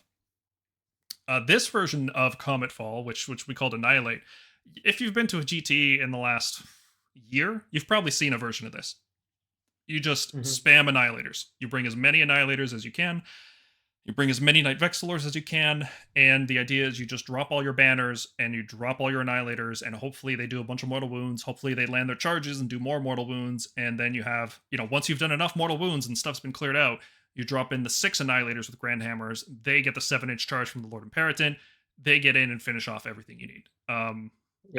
Hopefully you're dropping in a place where you can score battle tactics afterwards. You've got the Comet in here to help push more damage. Master of Magic on the Lord Imperator, so he's going to be casting it out of Unbinding range. And that's pretty much what the list does. You can see it's hyper-focused on the radar chart into doing splash mortal wounds, which is what, we call that the magic category. Heavily focused onto melee. It's got no mobility. Everything that drops in, that's where it is for the rest of the game. Within, 4 to 10 inches of that spot. ±4. Yeah. Yeah, 4 to 8 inches. Yeah. Even though you do have a ton of 2-up save Annihilators, in terms of, that doesn't really matter right now. 2-up saves don't matter unless you can actually leverage it with some high wound count, like with Storm Drakes or with Tempesters. So this does also really poorly at defense too. Everything has Rend 2, everything has mortal wounds. So these guys are not going to live very long. Very low wound count. This is actually one of the lower wound counts we've seen on this video at 95. It can't really take objectives either. Like, you have to kill them. Every model counts as 1 here. If an opponent goes first, and this is 2 drops, it's got a good chance of taking first if it wants it. But if you have a savvy opponent, they will just outrange your Vexillors, screen out your drops, and this list also can't afford to go second, because if you give an opponent a turn, they will just spread out and just completely deny your zoning. Like, they'll just zone you completely out, right? Or they'll hit you hard and fast, kill all your Vexillors, kill your Lord Imperator, because there's nothing on the table here except the heroes. There's nothing protecting you with Lookout Sir. You don't want to put Annihilators on the table just to get Lookout Sir. There's so many flaws with this concept. It's such a heavy skew list. I really don't recommend. All I want to say is thank God Beast of Chaos is leaving AOS, because Beast of Chaos would are usually 1-drops, and they would just win against this with all their Dark Walkers ambush and taking objectives and all their movement. They would just easily beat this list just on bodies. Yeah, no, this is you bring this to a teams format. You don't bring this to a singles where you don't know your opponent's list. You bring it when you can dodge the bad matchups. I don't know how this kills Gargants. I don't think it can. It very narrowly can. It kills 1. It can't beat ogres. It can't beat monster trucks at all. Because if they roll even slightly above average on the 5 awards, you're done. You're not. Even average. They just, what is it, 22 wounds effectively on each one? No, you're not doing 22 mortals. Yeah, you're not doing 22 wounds. Yeah. So Gargants, you sort of can. 6 Grand Hammers will take down a Gargant if you get enough Knight of Vexillor banners and Everblaze Comet, Annihilator. You will take down 2 to 3 Gargants and maybe win on objectives, because the Gargant single living Gargant, which is probably broad, can only take 1 objective at a time. You'll kill 1, but but then you die. You'll kill 2. I think you can kill 2. But you got to kill 4. This list is not going to kill 4. Yeah. You need to kill at least 3, and this list has a very hard time killing 3. Yeah. It's going to fall behind on primary. It's going to fall behind on tactics, because there's no tactics for Annihilators or Vexillors, right?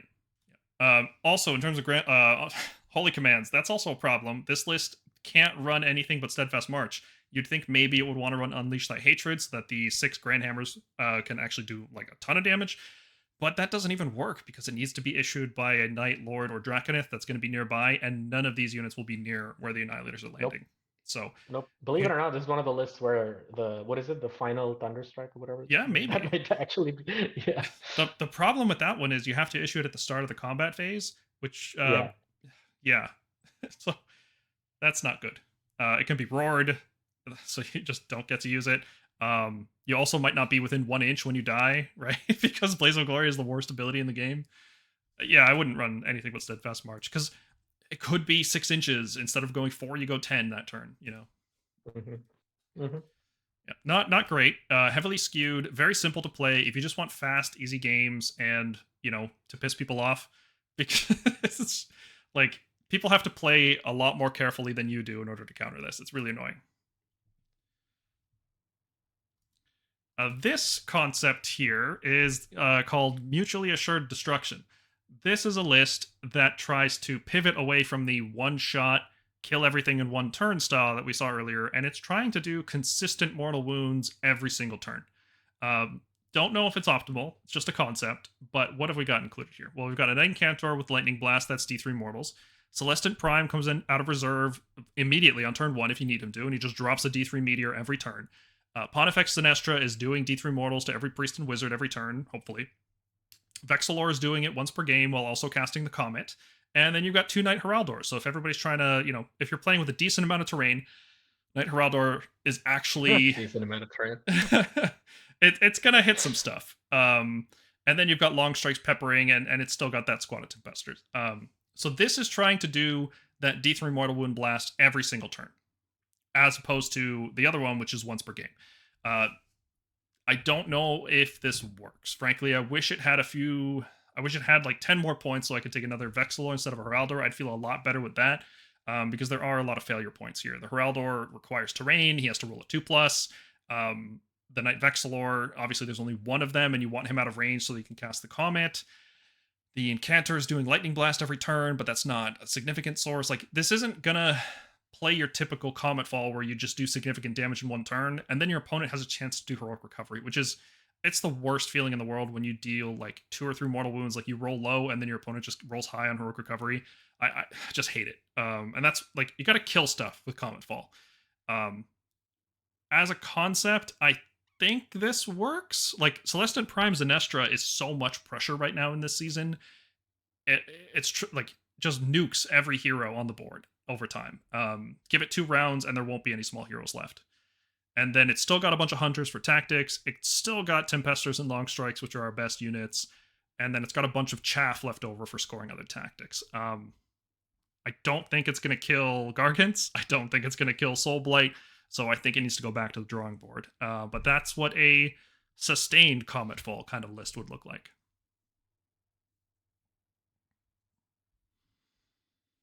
What do you think about Zenestra right now? Would you consider using her? She's obviously not going to get cut from the game. She's a worthy ally. I guess she's cute in a Comet Fall list. I think I'd rather just do more pure Comet Fall. I think the age of every hero is a wizard is probably over, but she's okay. I mean, I guess she has some application against Khorne. Lots of people just take Arcane Tome, so.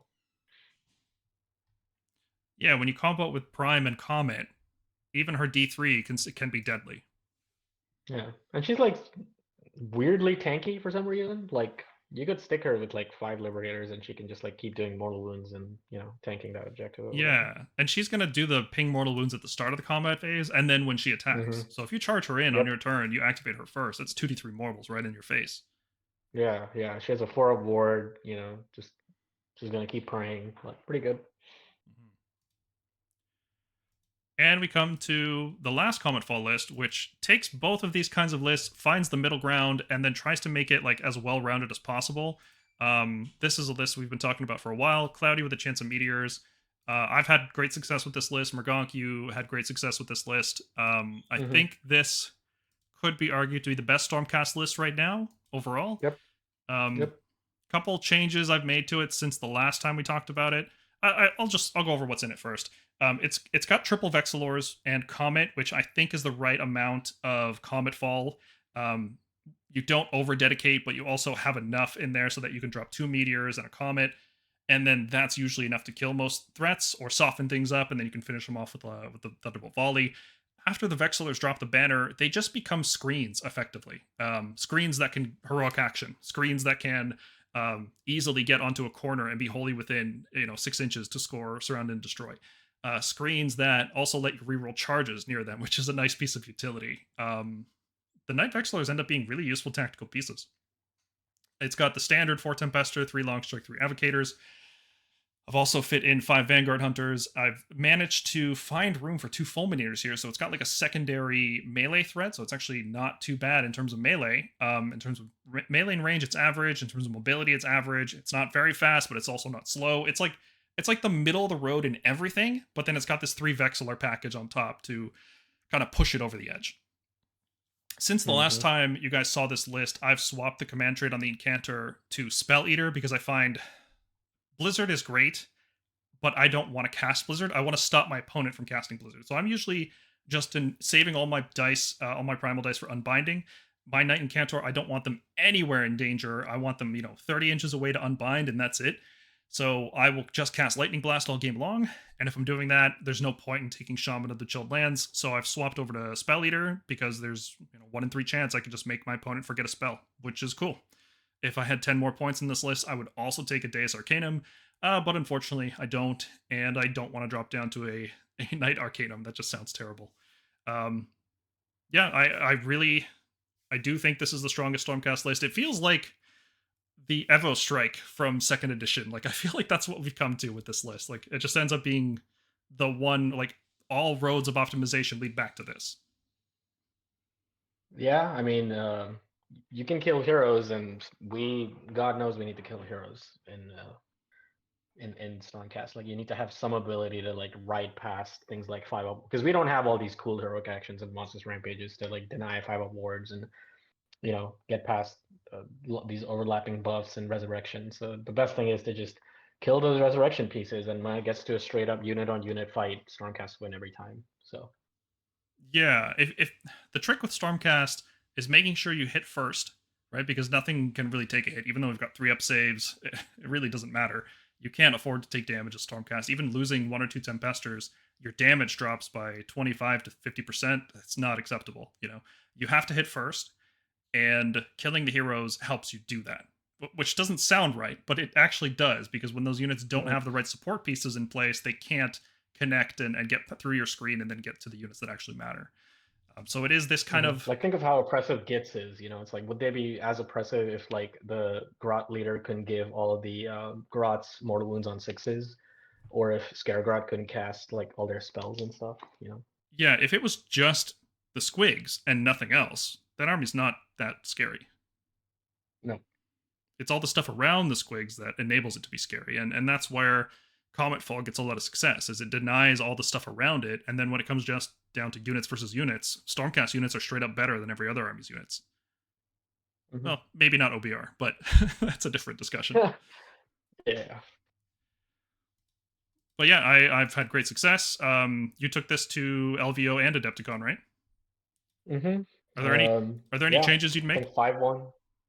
No, I think Spell Eater's pretty good. I never found myself casting Blizzard. I think Spell Eater is a great change, because it's really good, especially like if I give them the double after having played it smart and give my Knight Incantor 2 unbind, so 2 chances at Spell Eater. I think that's pretty clutch. Yeah, but Locust Focus really makes it feel a lot better. A lot of times I found that with Locust Focus, I would just take the command points. Honestly, like, I don't need the extra cast in a lot of lists. It depends on what I'm fighting. Yeah, like, if I'm fighting Khorne, of course. If I'm fighting even like, if I know I have an equivalent number of unbinds, like if they have 4 spells and I have 3 unbinds, then I'll give myself a command point. But if they have like 6 spells or 7 spells, and I would want to like unbind 3 and make sure I get as many chances to try to like eat as many of their spells, like against Lumineth, I'll take the Locust Focus for Incantor. Against armies that have a really key spell that they just love getting off. So this would be something like Flesh Eater Courts. Their only good spell is frickin' what is it called? The Deranged Transformation, right? Yeah, that's the best one. Yeah. That's the one you want to stop. Yeah, if you deny Deranged Transformation and you deny the Mystic Shield, and Carrion's Call, they have nothing better to cast. Yeah. That whole game. The So, Chalice too, it's I great. guess. Yeah, but like it depends on what you're fighting. The Hollowmorn lists don't really do too much Chalice, especially after the FAQ. They should. They should, sure, but you know, it's like if you can deny Carrion's Call and Deranged Transformation with 2 unbinds, it's like boom. Yeah, it's huge. You know, your Archregent's practically like lost value. Yeah, it's actually one of the worst feelings when you're playing Flesh Eaters and you've got like 2 Archregents and you just don't have any spells left to cast because your Chalice is already out. You've got your Mystic Shield transformation, and you don't have anything to carry on call that turn. It's like, oh, okay, I guess I brought a 2-spell wizard for nothing this turn. Yep. And Spell Eater just forces that scenario to happen, which is really cool. It's even good against OBR. Like OBR, like the lore is pretty limited. Like they only really like doing Mystic Shield, Empower Netherite weapons, you know, Drain Vitality. Eating those spells is pretty crucial. It's nice. It feels good. Like it feels good to be able to eat buff pieces from your army and without even killing a hero, really. And people are so worried about Spell Eater. Like when you're playing against Seraphon, that's the best example. Or Lumineth, right? Like you can actually make Lumineth forget their spells, which is awesome. They will just so over-index on staying out of unbinding range of the Incanter. It's crazy. Like, but like Stormcast can afford to do that because we can teleport our units in range, and we don't need our heroes on the front lines at all. Yep. Other armies need their heroes on the front line. So when they're sitting that far back, it's like, oh, okay, I guess I don't even have to kill that hero. Like it's out of the game. It doesn't matter.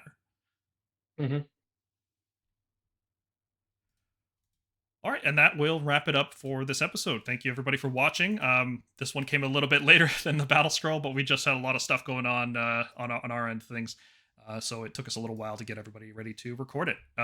After this, I think we're going to be pivoting into discussion about 4th edition, right? Like how much more is there to talk about with 3rd edition here? I don't know. You guys still excited about 3rd, or are you just all on the 4th bandwagon?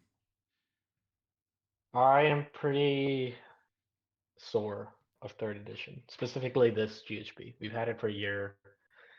I'm gonna run some, like, I honestly, like, next GT, I was like, should I run Comet Fall and just try to win? I'm like, I honestly just want to have fun. I'm gonna write it out, you know. I just painted my fucking evocators, so thanks, GW, I guess. I have to run them as Dracothian Guard next edition, but yeah, just waiting on 4th. Just excited for that next. Yeah, every article they put out about 4th makes me care less about 3rd. I know. It's wild. I will be so happy the day they show us the Prosecutor War Scroll. Yeah, that's the unit I want to play. Probably soon, right? Soon enough. Probably May, at least. Yeah, I think in May is when they start doing that. So we'll see.